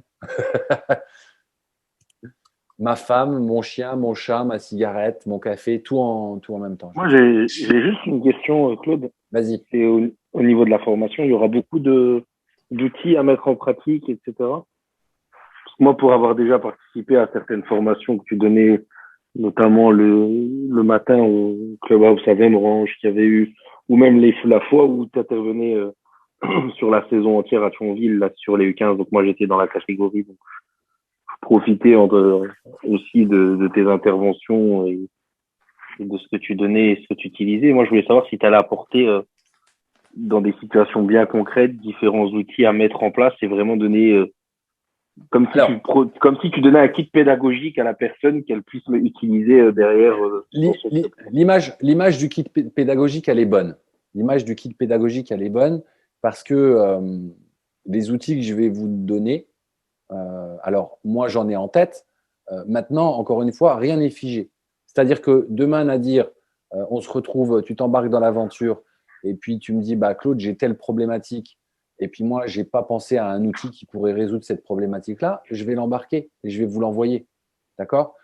Si à un moment donné, après, il y a des outils, qui peuvent être utilisés dans des situations qui sont différentes. Donc moi, à un moment donné, mon rôle dans tout ça, c'est que vous ayez la place pour pouvoir dire, bah, moi, j'ai telle difficulté dans tel domaine, qu'est-ce que je fais? Et comment je fais? Et moi, et j'ai envie de dire moi et tout le monde, parce que peut-être, là par exemple, vous avez Isabelle, vous connaissez sûrement pas, elle est conseillère technique en Auvergne, je crois. Non, non, Isabelle non. Normandie. En Normandie. Donc là-dessus, à un moment donné, les idées, elles peuvent venir de tout le monde. Parce que peut-être, il y en a qui ont mis en place des choses dans leur club ou dans leur structure ou dans leur sport, parce qu'encore une fois, il peut y avoir des sports qui sont différents. Moi, ce que je souhaite faire, c'est à un moment donné répondre à vos besoins avec des outils, d'accord? Et derrière, comment vous allez pouvoir les adapter en fonction de vos besoins. Moi, c'est ce qui m'importe le plus dans cette formation. Donc oui, il y aura un kit pédagogique avec des outils, non exhaustifs, parce que s'il y a besoin d'autres outils que je n'ai pas prévus, bah, je vous les enverrai. Ouais, la formation se modulera en fonction des besoins, des demandes qu'il peut avoir, et tu es capable de t'adapter pour répondre à une problématique donnée qui pourra peut-être servir aux autres, même si de base, c'est pas et tout ça pour une raison simple, c'est que et là, c'est pour ça aussi que, à mes yeux, le tarif, il n'est pas élevé parce que je suis en train, quelque part, de créer avec vous cette formation. Dans le sens où je vais, à l'inverse que si vous prenez une formation en ligne, vous avez toutes les vidéos, etc. Moi, je veux de la vie là-dedans. D'accord? Je suis accompagné par un type qui bosse sur le web, qui s'appelle Martin Latulipe, et qui a pour ambition, ça peut vous paraître fou de votre côté, mais moi, je commence à y croire beaucoup et j'ai envie d'aller vers ça. C'est d'humaniser l'ère digitale. C'est-à-dire qu'à un moment donné, c'est pas juste je mets une formation en vente, derrière je fais un petit peu de pub, les gens achètent et puis se débrouillent avec les vidéos. C'est comment à un moment donné utiliser cet outil formidable qu'est le web, parce que regarde, hein, et ce soir il y avait Seb qui est à La Réunion, il y avait Gaël qui est à Toulouse, on a Isabelle qui est en Normandie. On peut trouver des gens, partager et avancer sur des problématiques qui vous sont propres et qui vont peut-être parler à d'autres en plus. Donc l'idée, encore une fois, kit pédagogique, mais adaptation de ma part pour répondre à vos besoins, parce que effectivement, l'idée c'est de créer avec vous les contenus. Certes, il y a des contenus incontournables et après, il y aura vos besoins auxquels je répondrai. Ah ben il y a la Belgique, oui. Coucou Michel. Donc on a la Belgique, on a la Réunion et puis on a différentes régions de France. C'est beau. C'est la première fois que ça m'arrive quand même de me retrouver sur un truc que je lance moi avec des gens d'un petit peu partout. Ça fait chaud au cœur. D'autres questions, monsieur, dame? C'est bon pour tout le monde? Eh bien écoutez, il ne me reste plus qu'à vous souhaiter une très bonne soirée. Salut Michael, salut Lilian. Merci salut beaucoup. Isabelle. Merci à tous. Bonne soirée. Salut Michel, Nadir. Ciao, bonne soirée. Tous. Olive, salut. Salut Dorian. Ciao tout le monde. Et puis, merci Claude. À tout bientôt. Ciao, ciao. Ciao. Ciao.